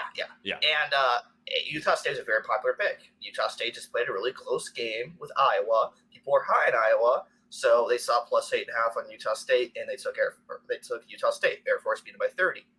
Now that same public team, Utah State, that just got blown out, and now people are like, wow, this Air Force team might actually be good, are coming right back to it, and now are backing Air Forces next week without realizing San Jose State is fucking really, really good. They're 1-3 on they are a 1-3 team when it comes to their record. Their quarterback is fucking amazing. I mean, if you want to watch a good quarterback tonight, Peter, for like not NFL games, but like you want to watch good college football quarterback, tune into this game tonight. I'm gonna butcher his name. How are they 1-3 then? I'll get to that. Okay. I'm gonna butcher his name. Chevon Cordero. It's Hawaiian, so I'm pretty bad at pronouncing it, but he's fucking really good. He was a Mountain West Player of the Year last year. He has his receivers back. Their run defense is better than last year. Their stats right now look bad on table, but let me tell you why they look inflated. So they played 4 games this year. The first game, they played the USC Trojans. It's not a winnable game. They covered and they hit their team total over them.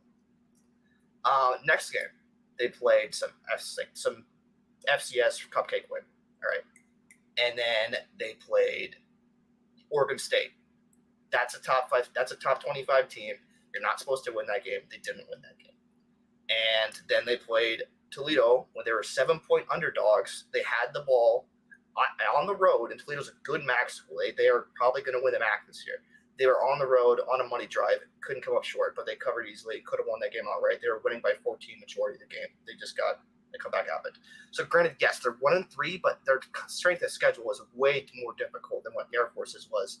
And I think they had the better offense. Their run defense is not as bad as it is on paper because they played against one of the best running teams in the country with USC and Oregon State. And I think I'm just willing to buy low on San Jose here, where I think could possibly win the MAC this year. And I'm getting plus 6.5, like open 3 all the way up. I saw that. Like, I already like this bet.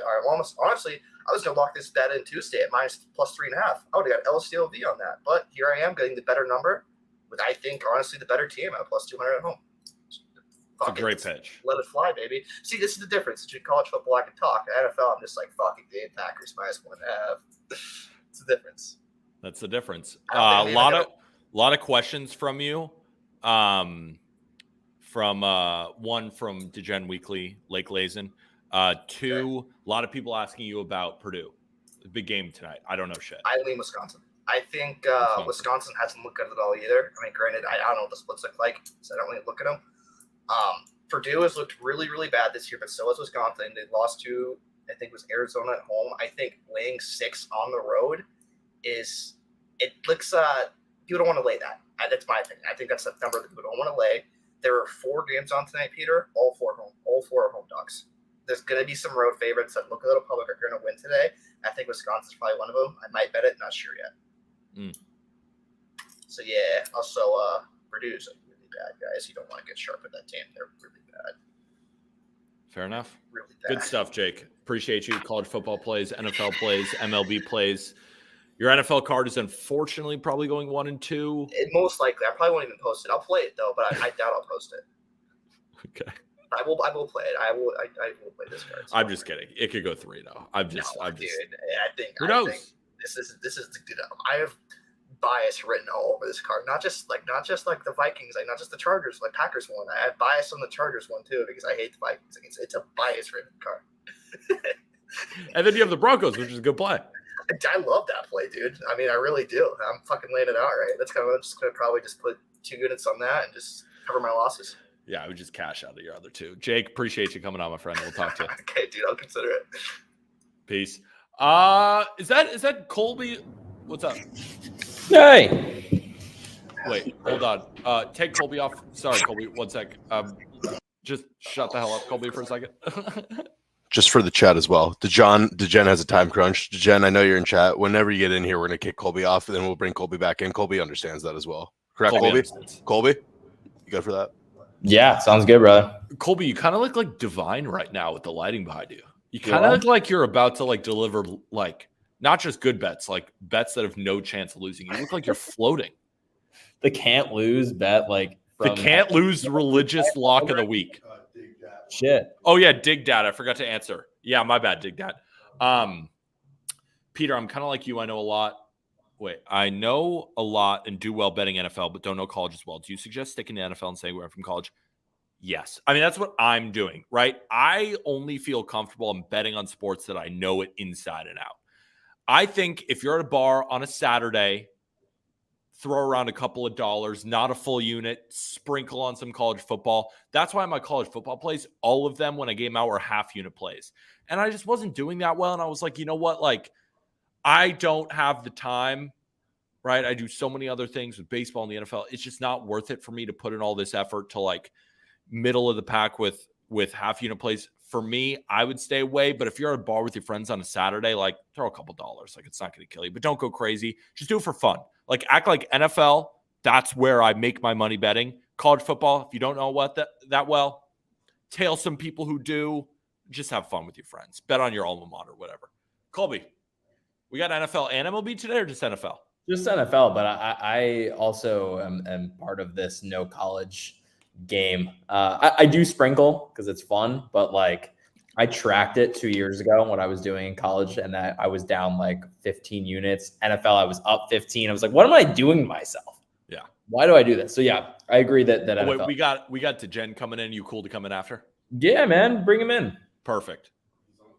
DeGen's now on the phone. Just, I guess, give a play until he's ready. Panthers. Yeah. All right. We'll start with the half unit, guys. So Panthers plus 5.5. This is like a feel spot for me with Bryce Young out, Andy Dalton stepping in. I think Andy Dalton is currently a better quarterback than Bryce Young. And now he goes up against the Seahawks defense that is anything but scary.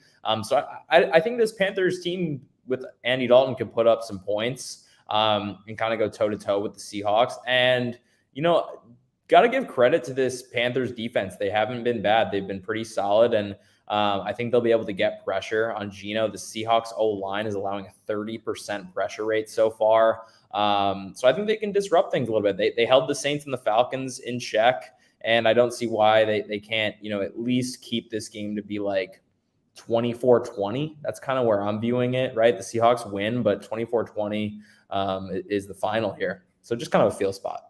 No, I get it. I think you're also buying a little bit of bad news here. Bryce Young coming out, people are like, oh, now I'm going to fade the Seahawks. Like, Dalton's better, right? Give me those stats on Dalton versus Bryce Young. Yeah, exactly. I mean, I don't have them in front of me, but I thought you did. My bad. Well, going back to, I have them on the top of my head. I mean, looking last year at EPA per play and completion percentage over expected, Andy Dalton performed, you know, right around 18th to 20th best. So, you know, he's a below average quarterback, but like he's solid. He's not the worst quarterback, right? It's like Mac Jones. Totally. 100%. I'll be fine. I'm very comfortable saying that because Mac Jones legitimately is 20th in EPA per play and completion percentage over expected this year. But yeah, just a feel spot. And Bryce Young was 25th, I think, so far this year. So and I'm actually surprised he's 25th. He does not look good at all. Let's go to play number 2. Yeah. This is another half unit guy, kind of another feel spot. This is one where it's like, all right, the Lions put up 31 last week on the terrible Seahawks defense. Not good defense.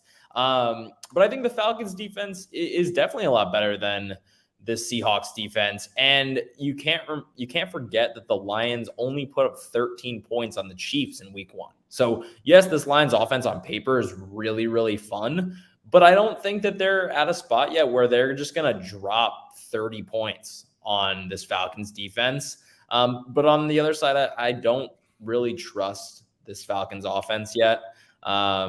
They haven't had like extreme success so far. I know they've put up some points, right? They put up 24 in that first week. But that was kind of a fraudulent 24. Like their offense didn't look great.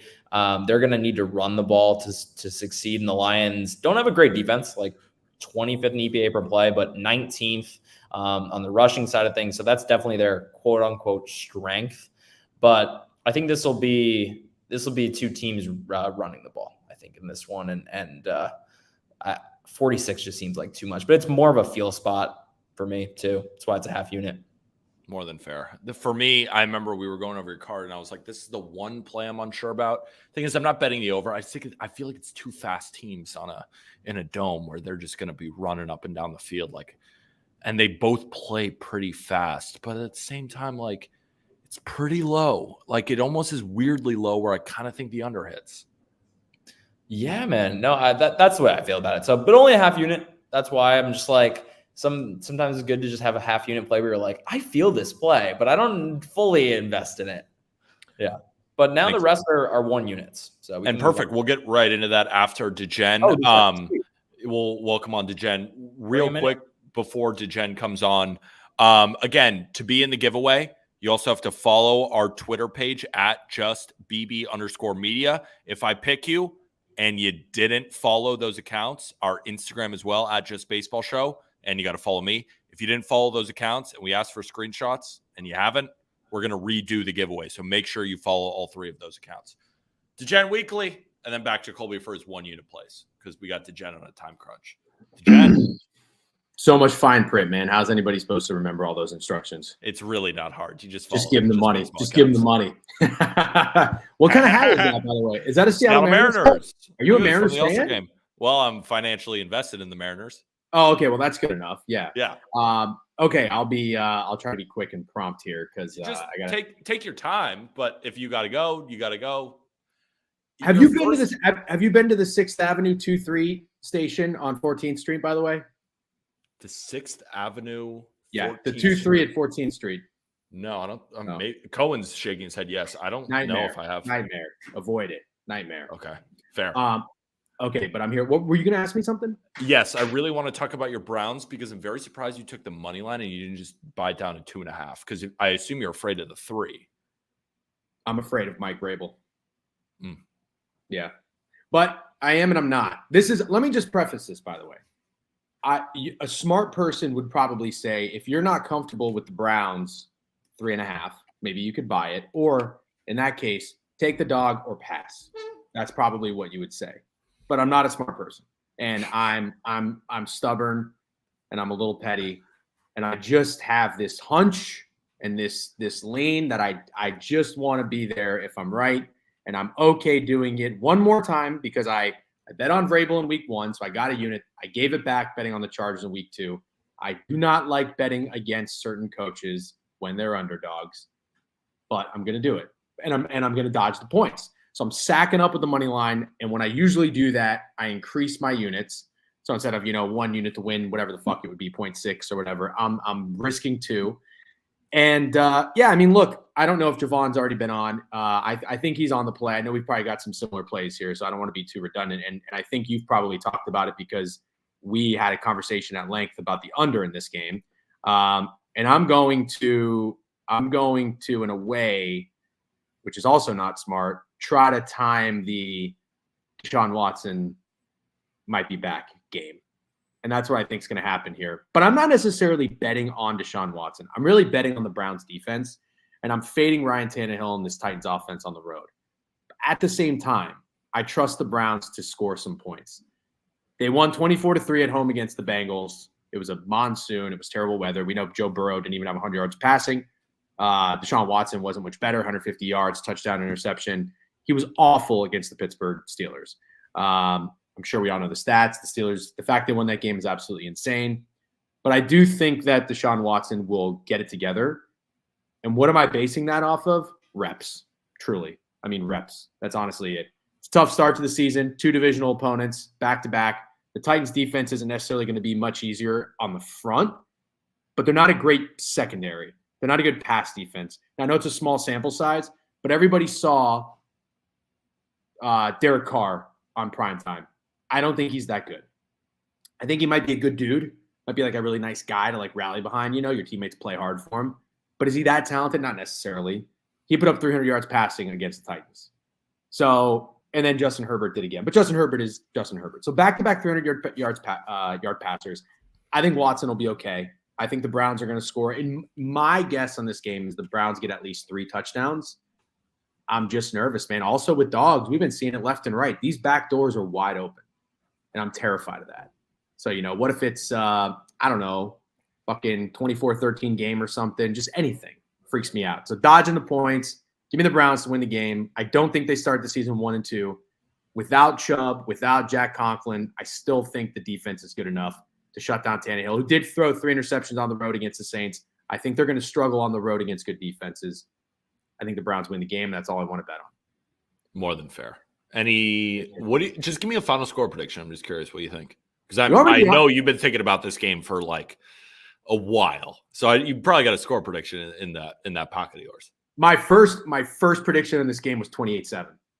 28-7. They fuck them up. But then you know what? I had this weird every time you feel too good about a line, does it really? I mean, come on. Like, sports betting is a motherfucker. Sports are a motherfucker. You know what happens when you start to feel really, really good about something? The Titans are going to be up 17-7. You know what I mean? And then Browns are going to fucking scratch and claw.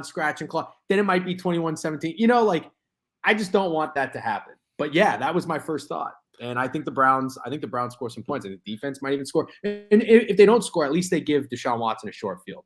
So in terms of a player prop, I think Deshaun, I know we were talking about fantasy with Kareem Hunt being signed or Ford. I think Watson's going to vulture some touchdowns in the red zone. I think he's going to probably get 1 or 2 passing and 1 or 2 rushing. I really do.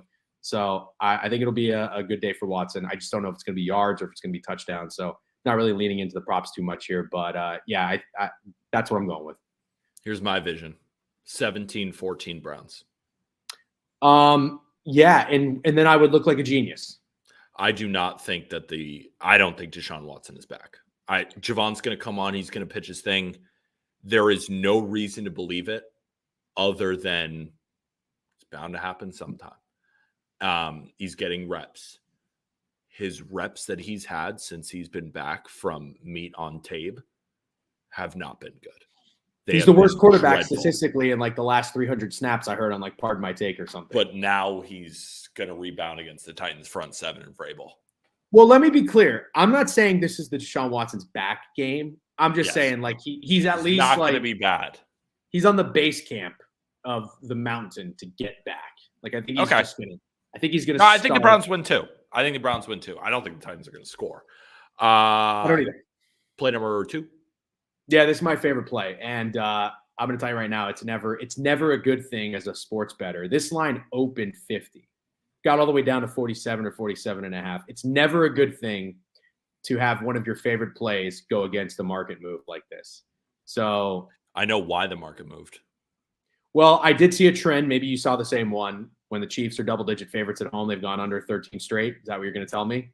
Yeah, I fucking know. I got eyes and ears all day, Peter. But this is the thing. I don't like fading these trends. And I did it with the fucking Bengals last week and Lamar Jackson, his trend as a dog, and fucking Burrow starting terrible in week 2. So at least there's always learning lessons here to where if I learn these at some point in the season, I want it to be early.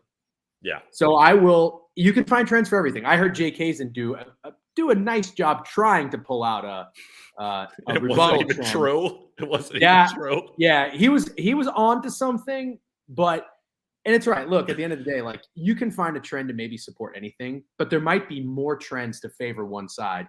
And people probably watch this rolling their eyes, oh God, stupid fucking trends. Like, bro, people do this for a living. Yeah. Just pulling up trends and right when the market opens, betting on that. And history repeats itself, especially in the NFL. Yes, and you can more think than you're any cool other and you're sport, smart. I think. Right. More than any sport, NFL. This stuff Trends. is important. And as Yeah. contrarian as I am, I'm not out there fading trends, like fucking fading the Ravens to, lose a preseason game. It's not my thing. So, but at some point, like, I also kind of want to be your own person and you want to have your own brain and make your own decision. I do feel like this is kind of a perfect storm. And we did see some buyback on the over. It got down to 47, back to 48. True. I think that the Chiefs are going to come back to Arrowhead. I think they're going to owe it to their fans to put on a good offensive performance. And why can't they? Why shouldn't they against a banged up Bear secondary and a team that's really in shambles? But they only scored 20 points at home against the Lions. They only scored 17 against a pretty poor Jags defense. And we just saw Geno torch the Lions secondary. So I think there's motivation there. I'm not buying in so much to like the Patrick Mahomes and Justin Fields like draft day beef or whatever between the teams. I heard that as kind of a narrative. But I think the Chiefs are going to score some points. Do I think they cover? I don't know. Because maybe I'm on an island here. I think the fucking Bears score some points. I think you guys talked a little bit. I tuned in right when Hazen was on. You guys were talking about overreactions and NFL fans. Like, it's week 2. I did not buy the Bears hype this offseason. I did not bet they're over. I did not bet Justin Fields win the MVP. It felt like Mitch Trubisky 2.0. I'll never forget it when I was listening to VSiN and a sportsbook manager was saying Mitch Trubisky was like the most bet player to win the MVP after he had a nice year. But at the same time, I'm really not anti-Justin Fields. Like, is he a good quarterback? I don't know. But he can be a problem. And he's restricted right now. I don't know if that's coaching. I don't know if that's him. But you look at his rushing stats. He's averaging 30 yards rushing a game. I think what's insane is his longest rush in those 2 games has been 10 yards. So is this him? Is it the defense is adjusting? I don't know. They have DJ Moore. They don't have a ton of weapons. I don't know what's up with Darnell Mooney. But I think we get a vintage, and when I say vintage, I mean 2022. We're not talking about a 1945 bottle of wine here, but we get a vintage, aka last year Justin Fields performance. I like his rushing yards. I think I heard on BTL they were talking about rushing attempts. Love that. Love all of it. Chris Jones is in. He's probably going to be running for his life. The Chiefs have a very good defense. I think this is the first time, if I'm not mistaken, this is the first time the Chiefs have, Patrick Mahomes has had a top 10 defense. That's fucking crazy. The Chiefs are a top 10 defense? I believe they are with Chris Jones in and fully healthy. I think I heard that in the offseason. That's why some guy was saying. No, but I'm saying, do you think so? I'm saying, do you think they're a top 10 defense? I guess. I mean, it gets kind of weird after like 5 or 6. Who do you think is a better defense, the Bills or the Chiefs? Oh man, that's really tough. Yeah. With no Leslie Frazier, I guess I'd lean the Bills. I would lean the Bills as well. I think I'd put the Chiefs in the 11-12 range. I think they're on the outside looking in on 10. Yeah, so they're right there, but it's the best defense basically that this is all pro football focused, like rankings, positions, etc. So take it with a grain of salt, but they got a good defense. But I think the Bears, listen, in the NFL and in sports, you buy low, you sell high. The Bears stock could not be lower, right?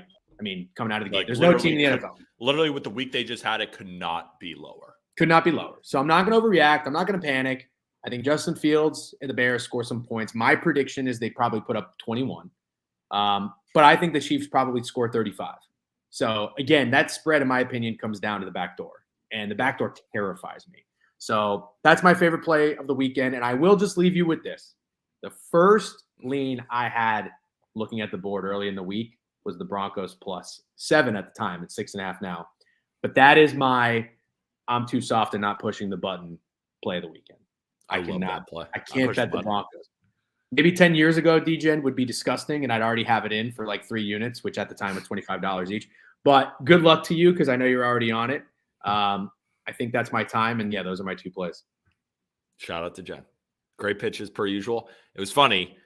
We were talking in this space. I remember I said I like this over 2, and I went to go look, and then what comes across my Twitter feed, that trend, I'm like, okay. I just won't bet it. Like, okay. Good. I Smart. won't bet it. Smart. That's what I mean. In all honesty, trends. If I like a play, find a bunch of trends, I play it. If I like a play, trends are against me, I don't play it. Yep. That's all I do. A lot of trends to support Danny Dimes last night, just so everybody knows. A lot of trends to support the 49ers is what I was saying yesterday. Remember what I said? No, Kyle Shanahan is not good ATS. And I don't think he's it was the big trend. What was I saying? Teams that are a comeback win and they're like 33% against the spread. Jets got annihilated. And I was like, I wouldn't take the Giants. And I'm not trying to pat myself on the back. I'm just saying there was conflicting trends there. That's why I wasn't on the side. Yeah, absolutely. All right, Peter, I got to run. Thank you. Good luck this weekend. Good luck to everybody. And I'll see you Monday. Appreciate you, John. We'll talk to you. Yep. Now we got Colby Olson coming back on the pond with his 1-unit plays. Let's just quickly, if anybody is coming in and out, Colby took the Panthers plus the 5.5 for a half unit to win a half unit. And then he's on this under in Detroit and Atlanta. Yeah, you were like, you're like, that's an over game, and I'm taking the under. I know, I like it. I think it's weirdly low for a game I think soars over. I think you're going to be on the right side. I think a lot of people are going to make this over, and I think the game ends 24-21, like you were saying. Yeah, man. Yeah, I hope so. It really is a play on this Atlanta defense, so let's hope they show up. I do like their defense. Let's get to your unit play.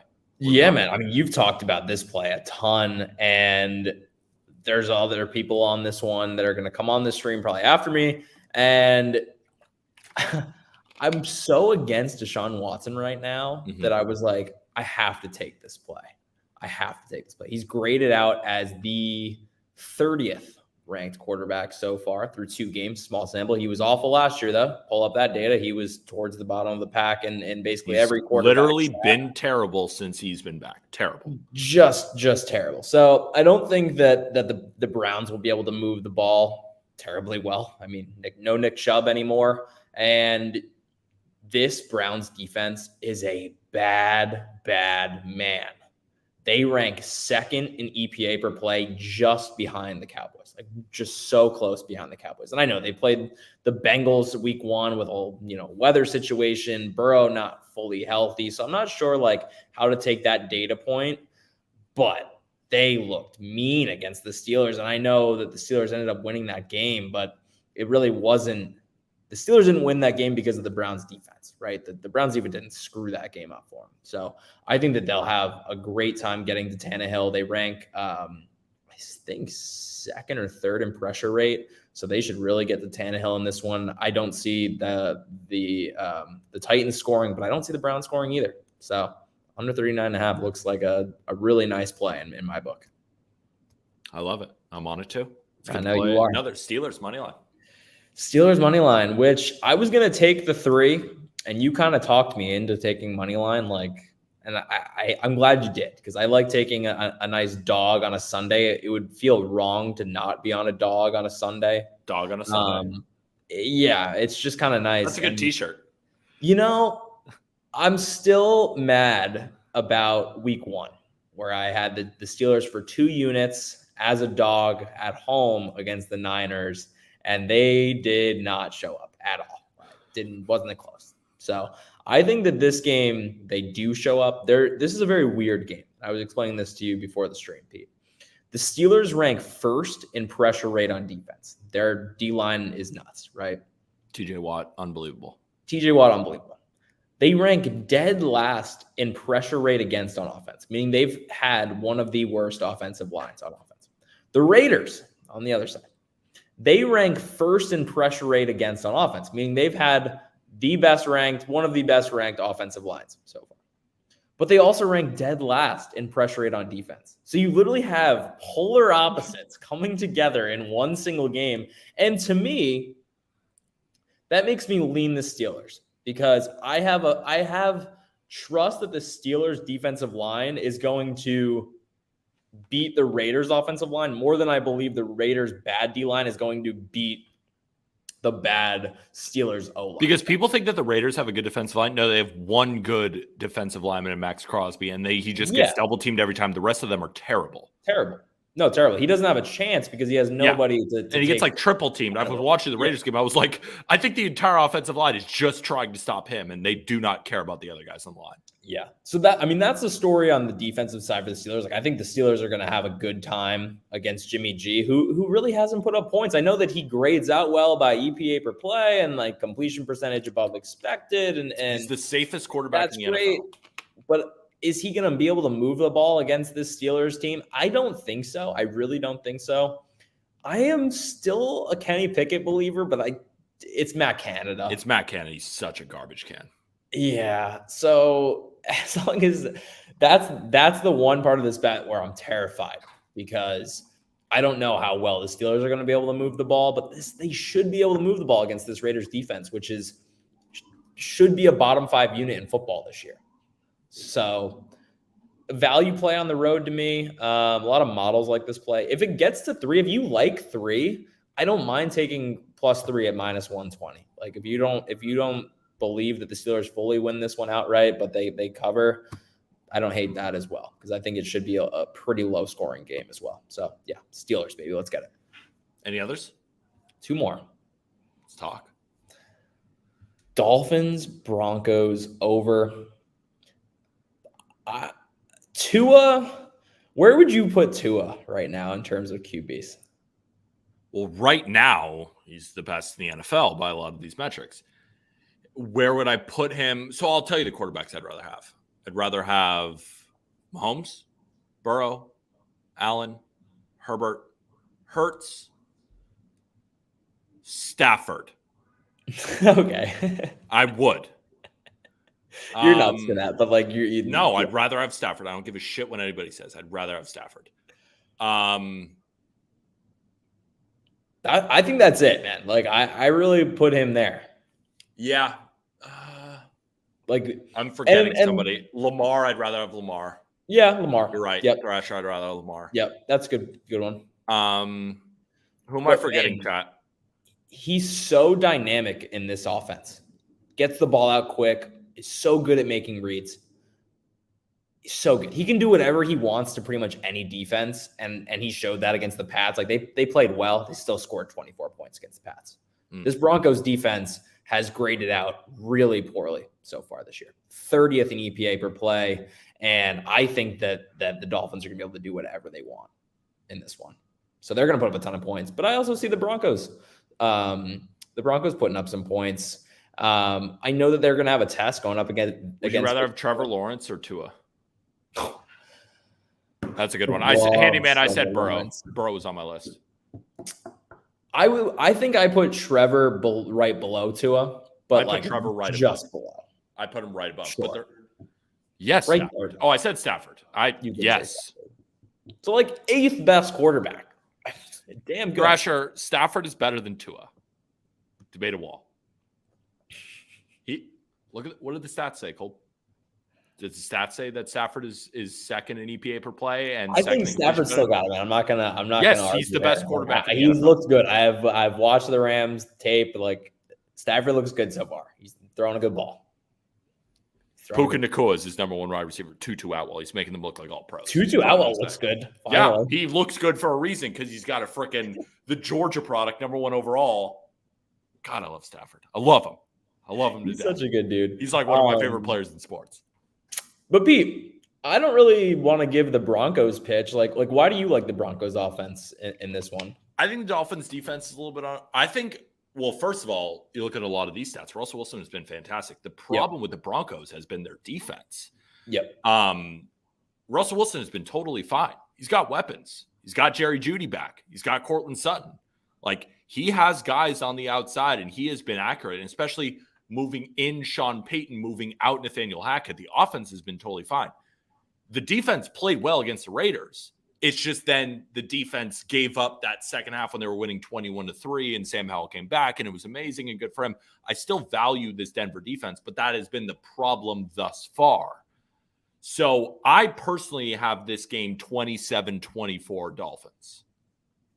That's what I think. That's an over. Yeah, that's what I think the final score is.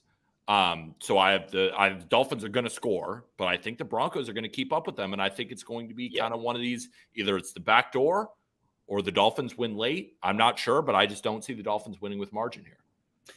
The Dolphins, I think an amazing stat is they rank second best in pressure rate against. Thrasher on 9% of dropbacks. So good. Just so good. They've protected Tua so well, and that's what they've needed to do. He's not taking those falls. So yeah, I see some score in this game. I think this is like arguably one of the best games on the slate this weekend. Yeah, it's going to be electric. Is that your last play? Or you got one more? No, one more. One more. Let's talk. Oh, I forgot. You Talk to forgot. Preface it. Preface it with I am a huge Patriots fan. The biggest I've ever met. A huge Patriots fan. I love the Patriots, arguably on par with my Red Sox fan. Like, the Patriots are my team. And I'm betting them this week officially on stream. I haven't bet them officially on stream so far this year. And I bet them off stream, and I've lost money this year on them. So just putting that one out there for you guys. But this play is not on how good the Pats are, but a play on how bad I view the Jets. And I know that their defense is really damn good. Sure is. But Zach Wilson we talked about how bad Deshaun Watson is. I think Zach Wilson is worse. Yeah, he is worse. No doubt. He is worse. Even in 28th in Deshaun Watson's worst game is like Zach Wilson's median. Talk about one read, and then all hell breaks loose. Like, they have playmakers too on offense, but he looks terrified. That offensive line is one of the worst in football, though. So that offensive line isn't helping them. The Patriots defense, though, and Bill Belichick are going to be able to play games with Zach Wilson every single time they play him. They're 5-0 against Zach Wilson. Like, I don't see them losing this game, coming in here and going 0-3. That's the other thing. They're 0-2. They haven't covered both games. They go in and they're playing a team that they know really, really well without a good quarterback. I think that Mac Jones, I'm not going to say he's looked good this year, but he's looked much improved from last year. And you can see the difference from the Matt Patricia offense to now the Bill O'Brien offense. And he is making some plays outside the pocket. The problem is the Patriots just do not have playmakers. They don't. They don't have anybody that can spread the field and get open downfield. What about Kendrick Bourne? Kendrick Bourne is a talented receiver, but he's not a number one receiver. Like, Devontae Parker's not a number one receiver. But I think that the Patriots offense will be able to – they're not going to get shut out in this one. Like, I think that they'll be able to at least put up 20 points. The total is 36.5. So 20-16 is kind of right around where it is. But I don't even see the Jets putting up 16. 20-14 is where I would cap this game at. So, yeah, I think the Patriots are walking away with a win and a cover here. No way they lose and go to 0-3. No way. No way. Models like the Jets, though. I'll put that out there. There are plenty of models out there that like the Jets in this game. I don't know how. I just do not know how you can view what Bill Belichick has done to Zach Wilson over the last 2 years and go, yeah, I think the Jets have a chance this weekend with like the worst O-line in football. And I know the Pats O-line's been bad, but they will finally have their full starting O-line back. Like, Trent Brown back. That, like, it might not still be a good O-line, but it'll be better than whatever slop it has been the first 2 weeks. Fair enough, Cole. Good luck. Six plays. We'll have a weekend, man. Let's have a weekend. And roll tide. Roll tide. Roll tide. Colby is hammering Bama -6.5 on Saturday. All right, we'll talk to you soon, my friend. See ya. Good luck. Now we got the milkman. What's up, Javon? How we doing? Can we flash the leaderboard and remind the people that Javon sits in second place? You only got a couple of days left, Javon, to catch Ollie to go to the World Series, and you don't have any MLB plays. Let's flash the NFL leaderboard. Javon is 1-1. He's made 2 plays. He's won 1-1. He's up. Win 4 units. In the green. Green's green. Green's green. Goal to stay there. We love it. What do you got for us today? We got a couple of NFL plays, same plays to Jen. Yeah, I see. I have 2 out of 3 in my card of straight plays. It's the same as DeGen. I guess the second one's for different reasons, but we'll talk about that in a second. I love this over, and I heard the trend that you guys were talking about. I'm not scared off. That's what I agree. I like this over. That's what scared me off. I was just like, all right, I won't bet it. I'm not a trend guy, so I don't really care to get into it. But this Chicago offense, I mean, I think you're going to get a bounce back from both of these teams, especially, I mean, if you're playing a Justin Fields in this offense with, I don't know if it's a little more confidence, but a little more confidence in his ability to operate the offense, maybe the way that best suits him. I think that's going to be a great thing. And yes, I have been pretty impressed by this Chiefs defense. I think they're going to end up over the course of the season staying as one of the better units in the league. But Do you think Justin they're top Fields, 10? You think they're top 10? Oh, absolutely. Absolutely. Really? Absolutely. With or without Chris Jones. I've been impressed. Yeah. Top 10. Just feels like I'd have them looking outside, but regardless. I think they're worse than you're saying, and you're taking the over. Kind of. It's a little bit more of me buying into, I don't know, maybe the public narrative that I want to back this week is that Justin Fields is going to have a bounce back game, especially if he's using his legs more, which is a vulnerable spot against Kansas City, that in the tight end position for some people. So, I mean, I think I saw you, maybe it was you who was on Cole Kmet. I'm on Cole Kmet over 20.5.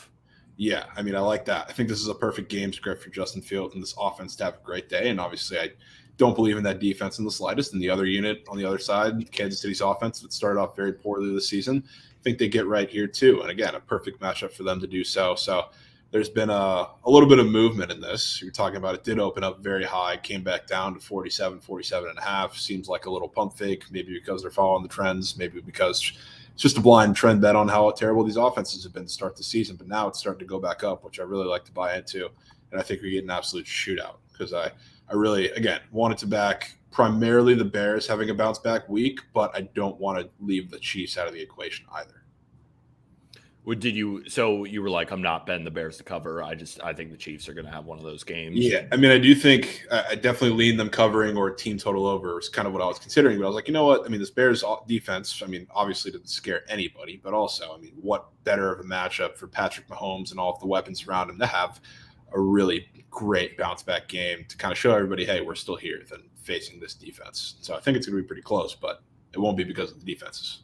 Do you know how bad the Chiefs were against tight ends last year? How bad? There were 4 teams that allowed over 1,000 yards to tight ends. There was one team that allowed over 1,500. There was one team that allowed over 1,600. There was one team that allowed over 1,750. We bet Evan Ingram last week over 39.5, and it was 70. Yeah. Sam Laporta, remember him? You loved him week 1. You hit all of his props on there. In his debut, 5 catches, 39 yards. I love Cole Kmet over 20.5. Yeah, he's going to grow up. And, you know, whenever there's a Justin Fields legs plus Cole Kmet feast fest, maybe up the slot, it's when this Bears offense has been at its best. So I'm all down to go for that. Well, they played Waller twice. Oh, Flash is on talking shit. That doesn't account for 1,765 yards. Next play. Falcons, Dirty Birds on the road. Definitely buying a little bad news, which I don't necessarily love with this Lions team. It's kind of riddled by injuries at this point. But if there is a team who's kind of built to go on the road and run down this Lions defense's throat, it's the Falcons. Nobody does it really like them. It's a it is a very unique approach that they do. Now you're getting, I believe, Cordell Patterson's back or possibly back into that offense. It's just like a crazy little 3-pronged attack in the backfield. Obviously, you have Bijan, who's been extremely efficient and incredible usage-wise. He's the best running back in the NFL. I'm starting to hear that murmur. No, not yet. Not yet. I know. I agree. Not yet. But like, he's trending there. I mean, he's producing like one early in the season, so we'll see if it keeps up. And I mean, this matchup against the Lions definitely isn't going to do anything to hurt that case. And yeah, it's probably CMC. I agree with you. No, we agree with you. Stop freaking out. We agree with you. I disagree. CMC is better. C-Mac is crazy. But yeah, like I love everything that I've seen from the Falcons so far, especially as a big investor in their over win total and then win the division. And like we're seeing in chat here, Arthur Smith heart attack when he went for it on 4th and 1. The play calling from Arthur Smith and keeping it kind of creative down the stretch. So it's not such a monolithic attack. Like you see a lot of these teams that are just run down your throat. It's a lot of similar play calling throughout the entire game. And Arthur Smith does a great job switching it up with game script, whether it's just Bijan or Tyler Algier or now maybe Cordell Patterson, but also with Desmond Ritter's legs. I mean, second half last week against the Packers, they did a great job in utilizing that, which kind of freed up the pass game too. So Desmond Ridder in the second half of the game looked so much more comfortable. And that was before the 6 quarters of football that we saw prior to that this season. That was an incredible end of the game. And that, like, again, as a Falcons investor, that gave me a lot of hope because, I mean, he was really hard to watch for the first half of the game and then in week 1 as well. So I feel confident in him going forward if they're going to keep mixing up the play calling like this. And again, a matchup that I really like for this offense against the Lions, a pretty soft defense that's riddled by injuries. So I think we start to see some momentum from this Falcons offense and Desmond Ridder especially, but leaning on that run game against this Lions run defense is not making me feel any less confident. I'll tell you that much. So funny in this game when this line opened at 5.5, and I was like, oh my God, is this the easiest bet in the world or a trap? And then it went down to 3.5, and I'm like, wait a minute. So here's what I think now. This is what my brain has come to. I'm not betting on this game. I think the Lions win by 7 or the Falcons win outright. Like, I don't think this spread is going to matter. I literally think the Lions win by a touchdown or the Falcons dominate them and win the game. Yeah, I definitely want to keep an eye on Amon-Ra. See, he's going to play. At least that's it looks like he's going to play. It looks like he's going to play, but I want to see. It doesn't look like he's going to be 100% turf toe, like playing the next. Like, that doesn't sound good.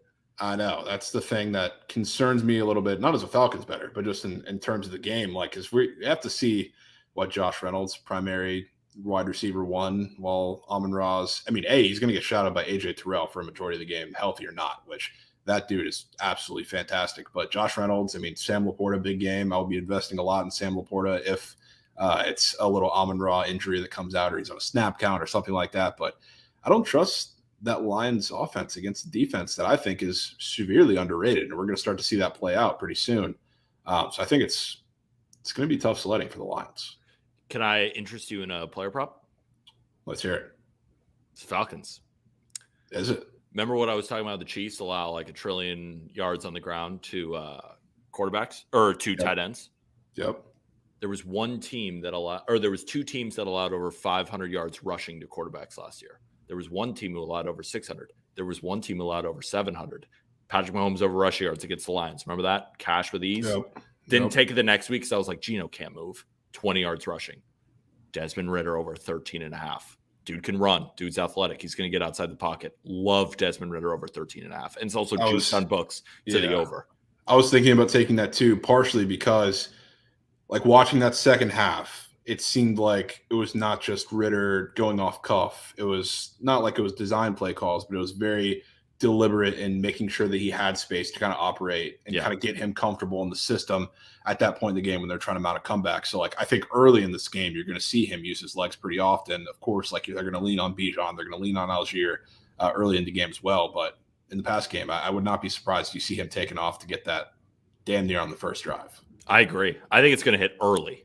Yeah, 100%. I think if you don't have Prize Picks, I would bet it straight. I have Prize Picks plus 200 with Cole Kmet. Favorite Prize Picks entry of the season. Ooh, I'm serious. Really? Favorite Prize Picks entry of the season is Ridder over rushing yards with Cole Kmet over 28.5. If you can see on screen. Love this entry. I love that. I might ride that with you. Ride it, pretty much the same page. Yeah. I'm fired up. This is like the 2 worst matchups on the slate. Like Prize Picks entries on prime time, like when I do 2 guys in the same game, like I'm pretty good. I hit my one last Sunday, I went 4-0. When I have all of these different options, it's so much easier to choose like the literal best matchup. Sometimes they don't hit, but I remember it was Sundays where I get on props. Like picks, I do pretty good. Primetime picks, I do great. Prize Picks, like Prize Picks on the weekend. We have so many options. There we go. I like it. Pick number 3. Browns. And I'll tell you why. Sorry, I don't mean to interrupt you, but just before you give the pitch, why not? I get Browns money. Why not just 2.5 at like minus 130? I'll tell you why. Okay, yeah. So I'm breaking it up. I'm laying the juice in the ML, and then I've talked about I think they win this game big. So I'm laying the ML, and then I'm putting half unit on minus 6.5. So that's how I'm breaking it up. Okay. But yeah, I was looking into, obviously, we were talking about Sean Watson. Do you want the half unit? Do you want that half unit tracked here or no? Sure. Yeah. Okay. I didn't know. I didn't look at BetMGM and see what. Here. Yeah. I'll look it up while you're giving the pitch. Yeah. So I'm obviously all in on Deshaun Watson this season, which he's actually, surprisingly, for all the flack he gets, he's pretty close to pace for his yards. And this is one of the games that I circled before the season because we know what happens with the Titans secondary. That's the main weakness of their defense. They have a very good front 7, but once that gets exposed, you got a lot in the secondary that is not very good. They grid near the bottom of the league and have so far this season. So I think this is the Deshaun throw game. That combined with the Nick Chubb injury, obviously they're going to have Jerome Ford in there and Kareem Hunt starting to get loose as well. And if, I've had my ears to the streets when it comes to Cleveland, and they are privying on Kareem Hunt getting loose with Deshaun Watson in the pass game, which that's kind of Kareem Hunt's role, or was, even with Nick Chubb. But that's it kind of made it interesting that was their kind of point of emphasis this week. But kind of beside the point, kind of not.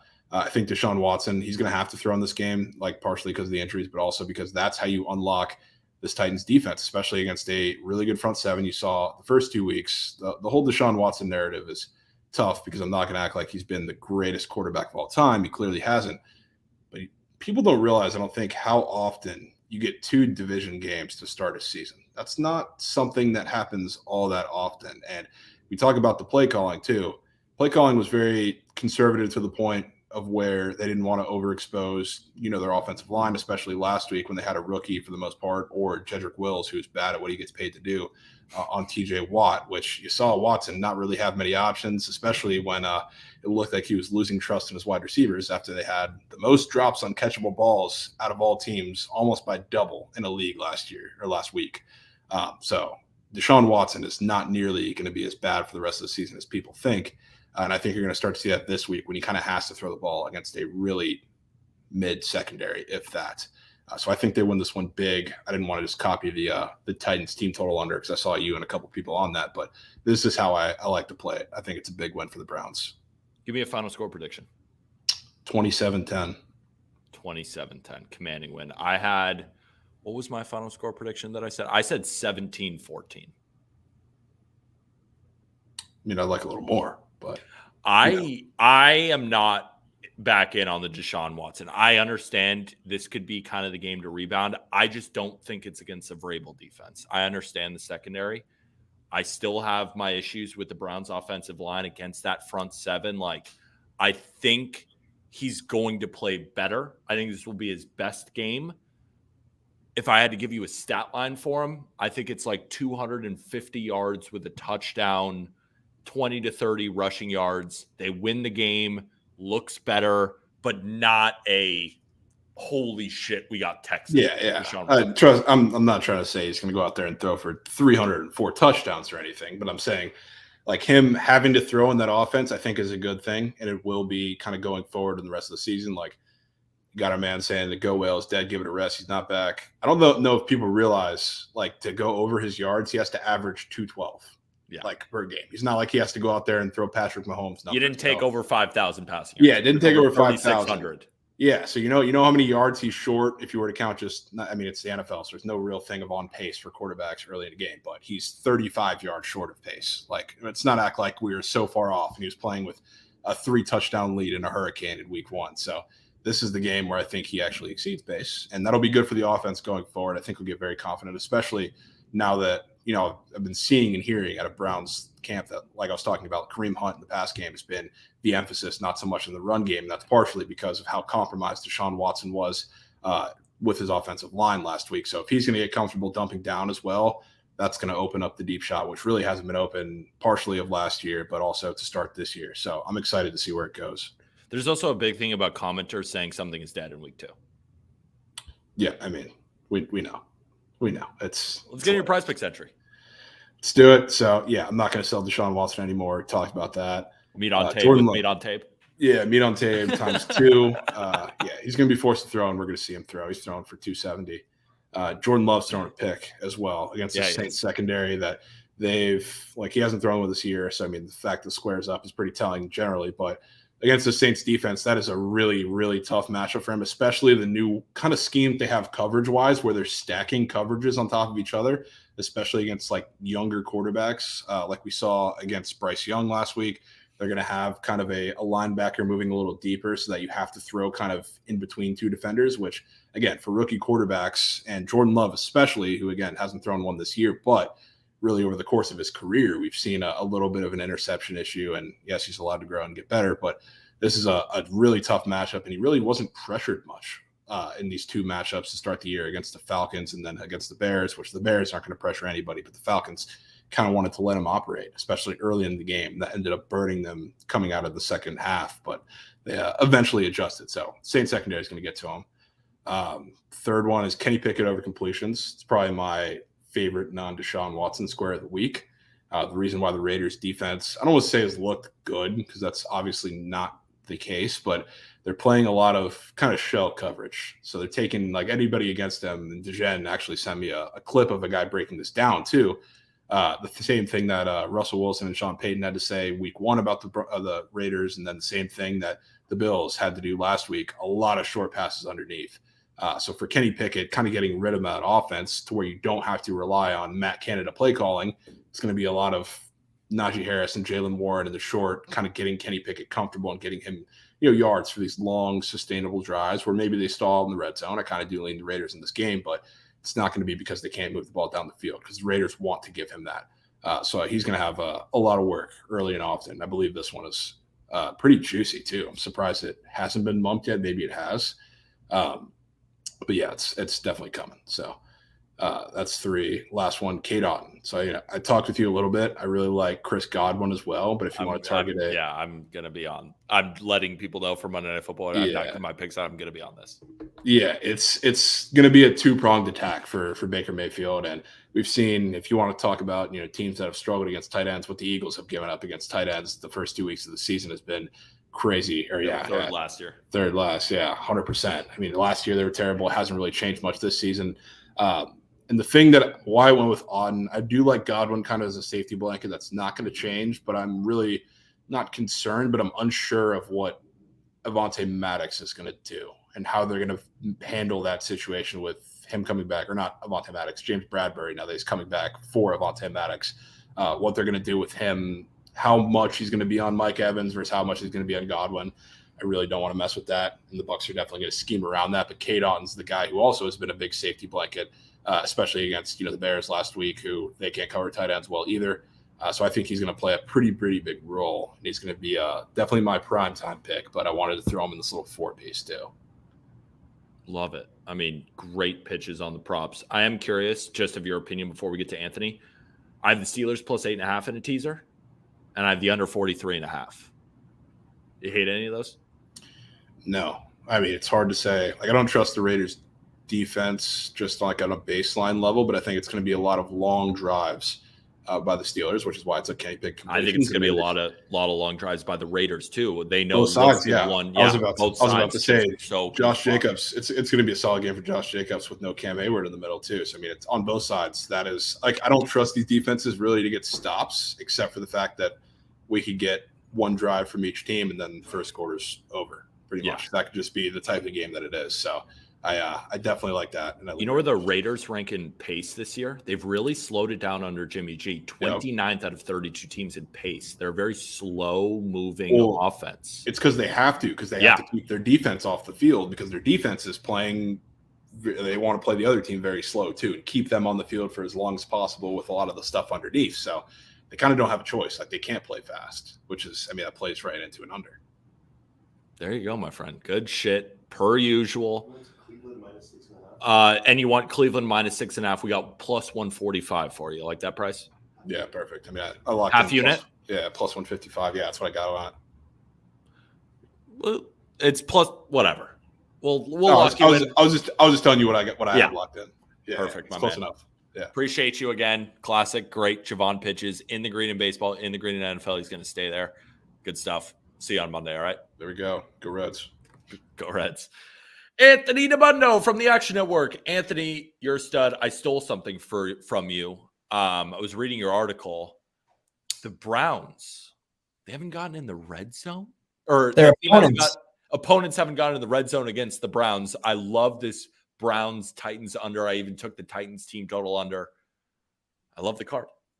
And I'm scared that I love the card this much. Yeah, I'm not quite as optimistic about Deshaun Watson as Javon, evidently. Since this is from Roger Sherman, who does some good stuff, used to be the Ringer, now does his own road trip thing. Since since he came back last year, 35 quarterbacks that qualify. He is 33rd in yards per attempt, 33rd in passer rating, 33rd in net yards per attempt, 34th sack rate, 34th completion rate, 30th success rate. I'm sorry, you can't price him as even a mediocre quarterback. This is not a good fit for me. As far as this offense goes, I don't think that an offense that was built around a power running game with an elite offensive running back is now just going to plug and play a worse one and have the same level of efficiency. And the offensive, what made Deshaun Watson good in Houston was relying on extending plays, using his athleticism, throwing down the field. This Cleveland offense is very much one read stuff with Stefanski, and it's not been a good fit. And I think it's a bad fit schematically. And I think it's going to be a rough offensive year for Cleveland, but the defense is legit. Both of these defenses, top 10 trench units, I think, defensive lines. Danico Autry, the Titans' offensive or defense is, for my money, the most underrated unit in the NFL. Titans offense? Titans defense. Oh, yeah. No, I agree. I was like, and what? It's year in, year out with the coaching I staff agree. and the talent always overperforming what it looks like on paper. And through 2 weeks, I mean, look, the Saints offense is pretty mediocre, but a solid showing there. And then they followed up with, again, bend but don't break stuff against Herbert. There were some explosives. There was some close stuff, but they got to Herbert pretty effectively. So I think that this Titans defense is underrated. So I'm going to go with the under 39.5. And I do like the Titans as well. If you can get 3.5, I like the Titans. At 3, it's a pass. So that's my thoughts. I will continue to bet against Watson. Pittsburgh backers, myself included, a little lucky on Monday night, given how that game played out for sure. But I mean, what have we seen from this Cleveland offense to make us inspired that wasn't Nick Chubb related? So I think there's some real questions need to be answered, and happy to bet against Watson. And, I generally like Tannehill more than the market, but I think this is a tough matchup. Titans offensive line, pretty weak unit overall. From Miguel in chat, tell DeBundo that Tottenham. I don't know soccer at all. Winning this weekend. Are they winning? I think a draw would be a good result. A draw would be a good Ape result. Matar Sarr, 12-1, anytime goal scorer. There's your long shot of the day for the Derby Sunday. Little nugget from Anthony. Would you say, I think we've talked about this before, but I forget your answer. Rank your top sports to bet on because you do them all. I don't do them all. I'm not a college football guy. A lot of them. I don't do the NBA, no hockey for me. But I would say I enjoy soccer handicapping the most because it's more niche. We get our own little kind of crew of people that do it, and we dominate time windows where nobody's watching and paying attention. So I enjoy that part of it the most. And our soccer show we love. After that, probably NFL, just because it's like the first true love, and then baseball. So more than fair. We got more plays. Great card by Anthony. Yeah, Arizona. We're on the same play. No wonder it's a great card. We're on the same side on back-to-back plays.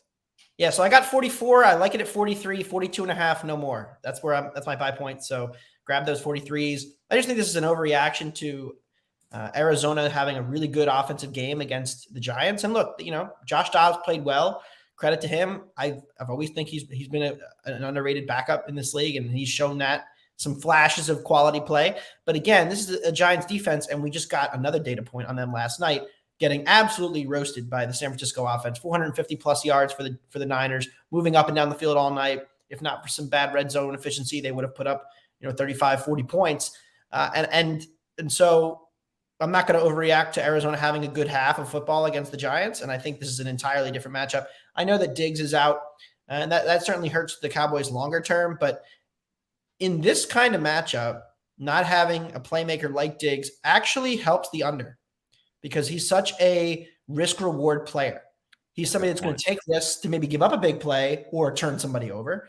Whereas I think the Cowboys defense won't be as good at turning people over. That being said, number 1 pass rush win rate, number 1 pressure rate. It was true last year. It's true again. Dallas is going to get ahead. They're just going to sit. And they haven't had to do much. Dak Prescott hasn't had to do much this year. And he's not going to need to do much in this game either. I think they're going to be very kind of just vanilla offensively. Get in, get the win, get out. I like the under 43 here. I think this is a 27-13 kind of game.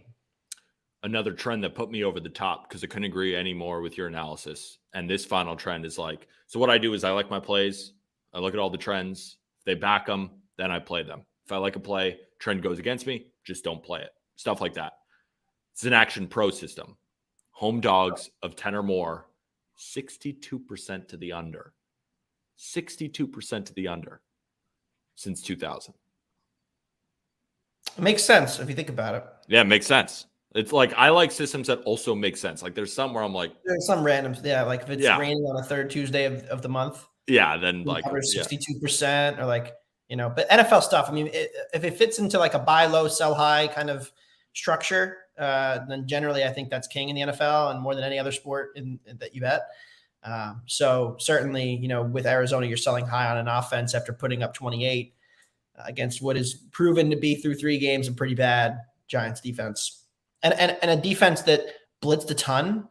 That's what they do, and there's going to be holes if the blitz doesn't get home. Dallas doesn't have to blitz; they can bring 4 and get a ton of pressure. So I think it's a very different kind of matchup here. Good stuff. And then last play. Yeah, the Texans. Oof. This one makes me nervous. It's gross. Yeah, I haven't looked at the market on this, but I wouldn't play it below 8. Look, I think we have to have a conversation about Jacksonville, who has been a pretty bad offense through 2 weeks. And they got an Indianapolis team in week 1. Trevor Lawrence made some incredible plays in that game, but the play-to-play stuff was not good for that offense at all. And then they followed it up with an absolute stinker against a Chiefs team that, I don't think anybody can consider their defense to be anything better than average at best. So 2 straight games, pretty mediocre from this offense. And where does it start? It's up front, where their offensive line is really bad in pass rush win rates. So I'm a little bit alarmed by that.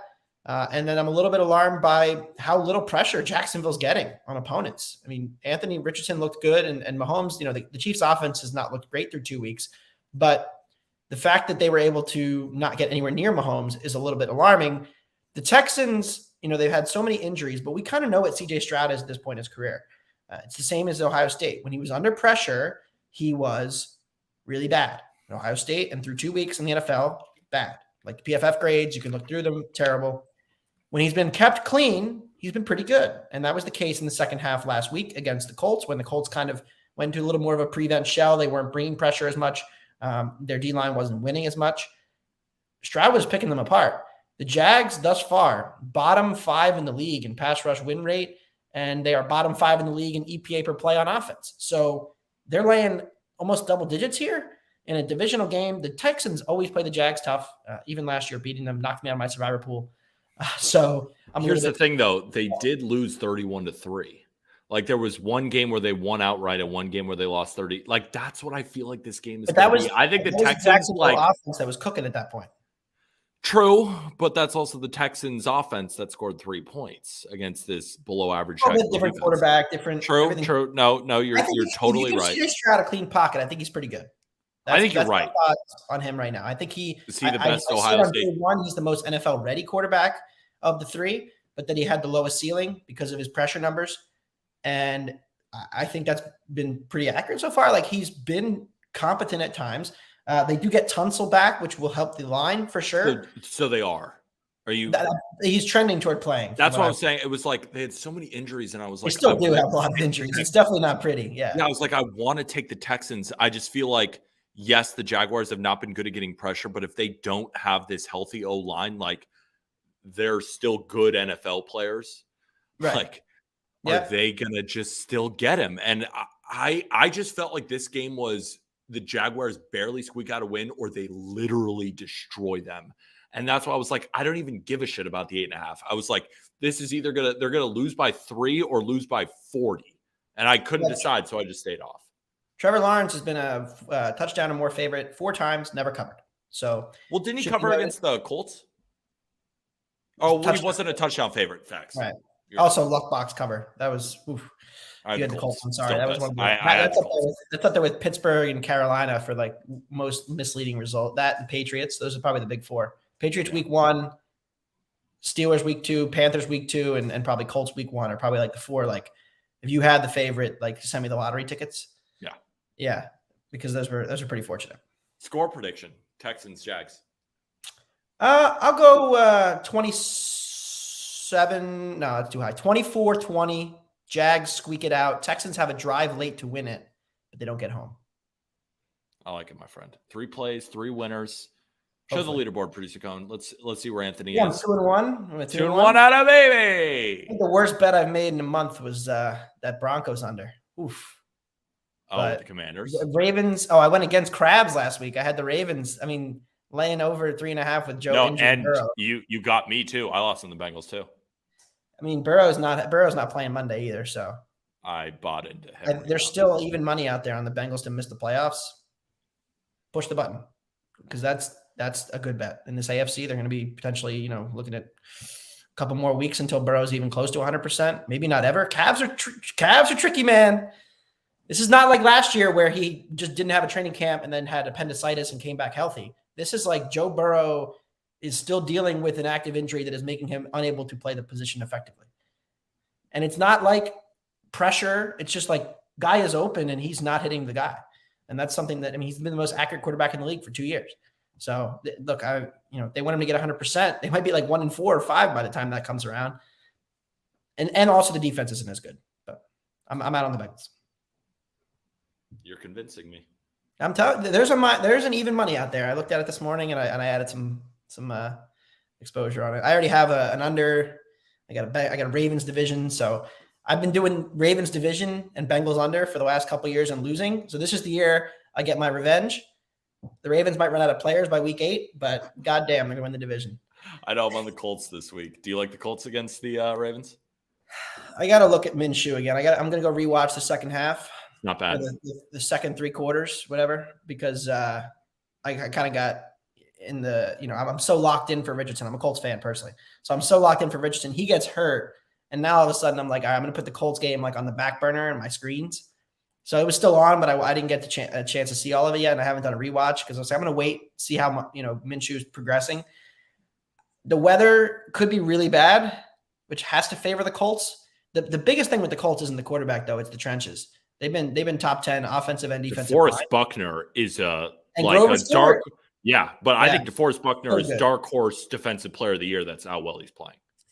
See, the problem is the top of that award list is just like these dudes. I know. Are He's not going to win. That's why I said like, dark you can horse. finish in the top 5, but like you were never close to beating Micah or TJ. It was like me betting Francisco Lindor to win the MVP this year. Like, yeah, he's probably going to finish 6th, and he was like 18th in odds. Good value for me. Still losing ticket. Corey Seager better. So Corey Seager guys like, oh yeah, great job. You got Corey 65-1. Like it wasn't lost. Like Otani was never losing the award. So yeah, I mean, I look, Defoe and Grover have been unbelievable. They've gotten some good pass rush. Like everybody seems to just forget that the Ravens are still injured. So if I had to bet it, I'd take the Colts. If it gets to like 9, probably hop on us. I took it at 7.5 at plus 100. I was like, as long as it's over a touchdown.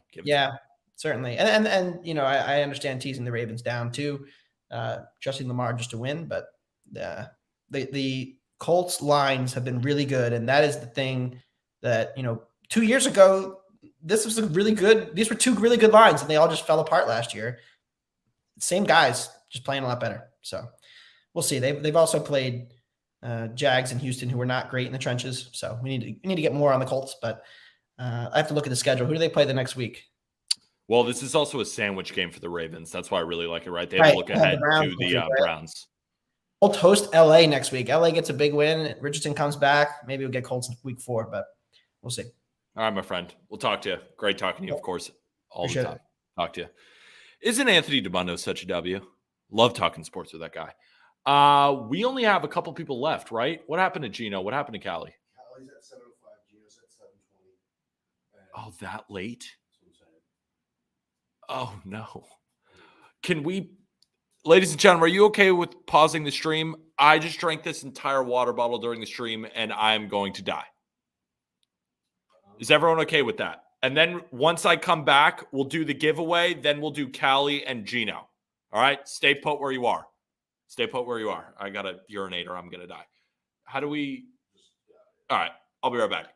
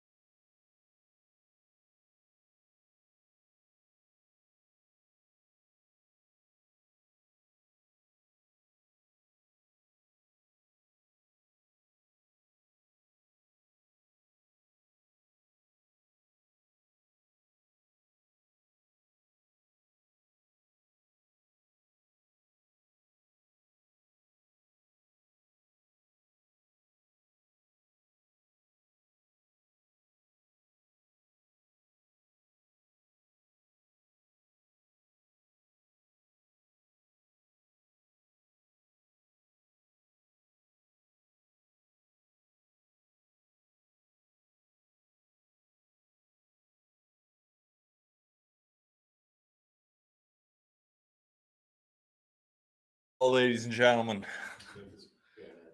Ladies and gentlemen, there are a few things better than an excellent urination session.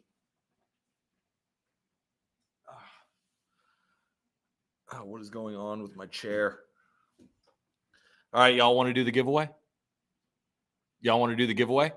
You know what's so funny? We got about half the people that were here in the beginning. Wait. Okay. All right, we need to hear W's in the chat. Who wants to enter this shit? Who wants to enter? Who wants to get $100? Good. I'm glad people dropped off. Good. It's only the OGs. Only the OGs. Def against the rules to win twice. I think it would be. Look at this first-time chatter. Hippie Dog just subbed with Prime. Thank you.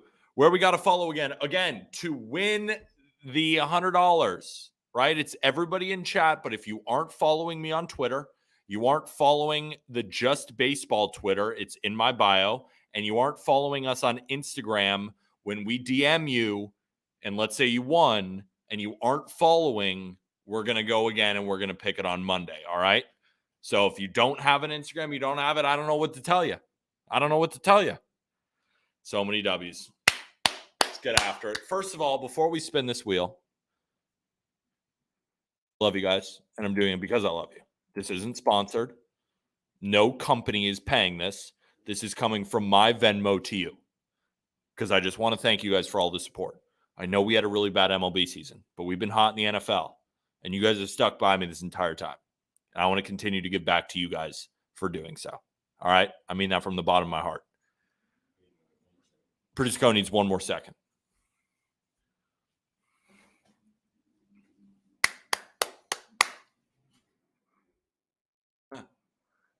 You think the Mariners are going to hit their over win total? That'd be sick. All right, little change to play with over the weekend. $100? We'll take that. Now there's 63. All right, well, hold on. We'll just do it one more time. Want everybody in here. One more time. Don't let Pete get hot. It might be too late. That's what I'm saying. My friend. Also, we've been streaming for like 2.5 hours. We still got friggin' Gino and Cali Wager coming on. Producer Cone. Producer Cone. Okay. Producer Cone's got all the names. Give us 30 more seconds. We're spinning this. All right. We got to load it up. Thank you guys for sending all the W's. We got everybody locked and loaded. Present. Bang. Let's spin it. Everybody ready? 3, 2, 1. Spin that shit.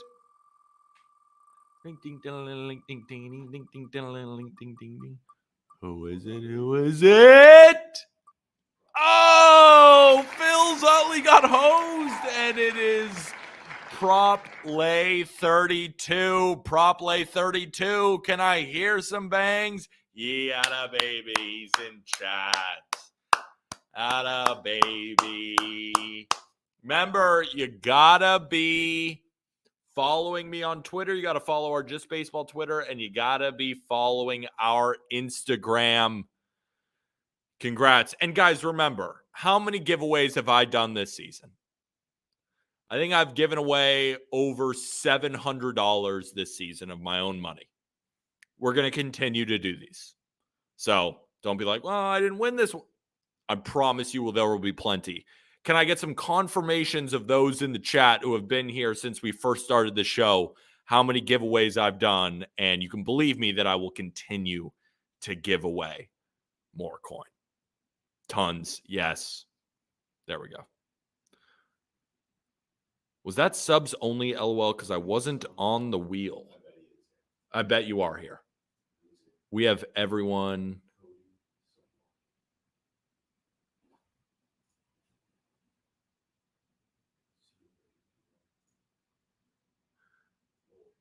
I mean, we didn't get confirmation that you were there. I'm sorry, my friend. But again, we're going to continue to do it. Producer Cohen, everyone who said they were here, we just copy and pasted. We just copy and pasted, my guys. W. Peter giveaways. Don't worry. We're going to continue to do giveaways. So, not sure if you know this, but your Instagram link doesn't work and your Twitter page says suspended. Oh, because it's not just baseball fans. It's not just baseball fans. Our Instagram is at Just Baseball Show. And our Twitter, you can go on my Twitter. It's just BB_media. So yeah, if you look for just baseball fans, it's not. Those aren't the tags. All right. So you're saying we got to wait another 5 minutes for freaking Cali Wager and Gino to come on? How many plays do they have? Because I am beat. Cali's got 2. Gino has 11. Oh, Gino's got 11 plays. 4 MLB, like 30 minutes at 5 o'clock. So like those should not count. Yeah, those don't count. We gave out 7 of his. I'm gonna take his MLB off the sheet. Yeah. Yeah, he's got 7. Cali's got 2. You need to set a time limit. Yeah, we did. Sure, for 2.5 hours. We're gonna. Sorry, Callie. Sorry, Gino. We're just gonna give you guys the plays. You guys know them. If you've been here, you know Gino. You know Cali Wager. Their DMs are probably open too. I'm sure you can send them a DM and ask them why. Why don't you throw up Cali Wager's plays? Oh yeah, he's got the Chargers. Cali Wager heard those pitches on stream. And the Dolphins. Him and I are going head to head. Let's see how that ends up playing out. If you want to tell Callie and fade me, take the Dolphins. He's also on the second leg of his teaser because he hit the first leg, right? Hit the first leg. Also, he had a great day yesterday. Hit like George Kittle. He laddered George Kittle yards, which smacked. And remember where he said Georgia State? That also smacked. So Cali Wager is not a person that I want to be on the opposite side of, but we're here today. We are here today. He also has another teaser for college football. Another teaser for college football. Yeah, Peter, your best bets? Oh, my friend. I've been giving them out all stream. Cali Wager has a 6-point teaser for college football. He's got Air Force in a pick'em and NC State -1 at -120. Little college football teaser from you from California Wager. All right, let's get into Gino's a million billion plays. Here's his.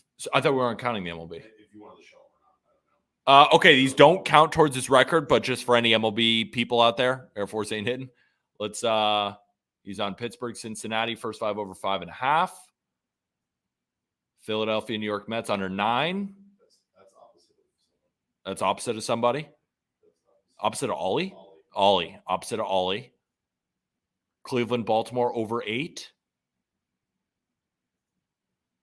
Atlanta, Washington under 9. Also against Ollie. Okay. Let's get to the NFL plays. What does that say? Raiders -2.5 or a half unit. He's not big on it, but he likes it. Dallas, Arizona under 43. We love this. We love that from Gino. I mean, probably the best play he's ever given because I'm on it. Vikings -1, fading the Chargers narrative. Interesting. Titans money line. Wow, against the Browns. Gino's going nuts here. Well, what I will say is Vrabel, he is 21-20 straight up as a dog. 21-20 straight up as a dog. Titans money line. Panthers money line against the Seahawks. Gino's out for blood. Texans plus the 8 for 1.5 units from Gino. Maybe I gotta play the Texans. No, I just can't. And the Rams money line 1.5 units at +120. Ladies and gentlemen, that'll do it for the stream. I'm exhausted. I'm going home. Look at that. Can you flip the camera to show the people the little sunset out there? Is that even possible? Yeah. Wait, people, tune in. Let's show you this amazing sunset. Sunset's crazy out there. Yeah. This is crazy. The people need to see this, though. Can you see it on the screen? Yeah, it's like it's not as good as it is, but like it is. Wait, yeah, lower. Wait, raise it up. There we go. And that doesn't even do it justice. That's beautiful. It is the pinkest sky there ever was. What are we even doing right now? It's fucking 7:30. All right, ladies and gentlemen. Love y'all. Hopefully you guys enjoyed the cash. Remember to DM me. And we'll be back on Monday. I'm tired. It's been 2 hours and 45 minutes of straight talk. Have a great weekend. Are you guys in an office? Yes, we're in the Just Baseball office. We are in the Just Baseball office. Talk to you guys, all right? Peace. Later. New York City. Hey, everybody. Have a great weekend. No, I'm on Pikkit. Come on. Drop that link. All my plays are on there if you missed any of them. Probably get them out over this weekend. All right, ladies and gents. We'll talk to y'all soon. All right? Peace.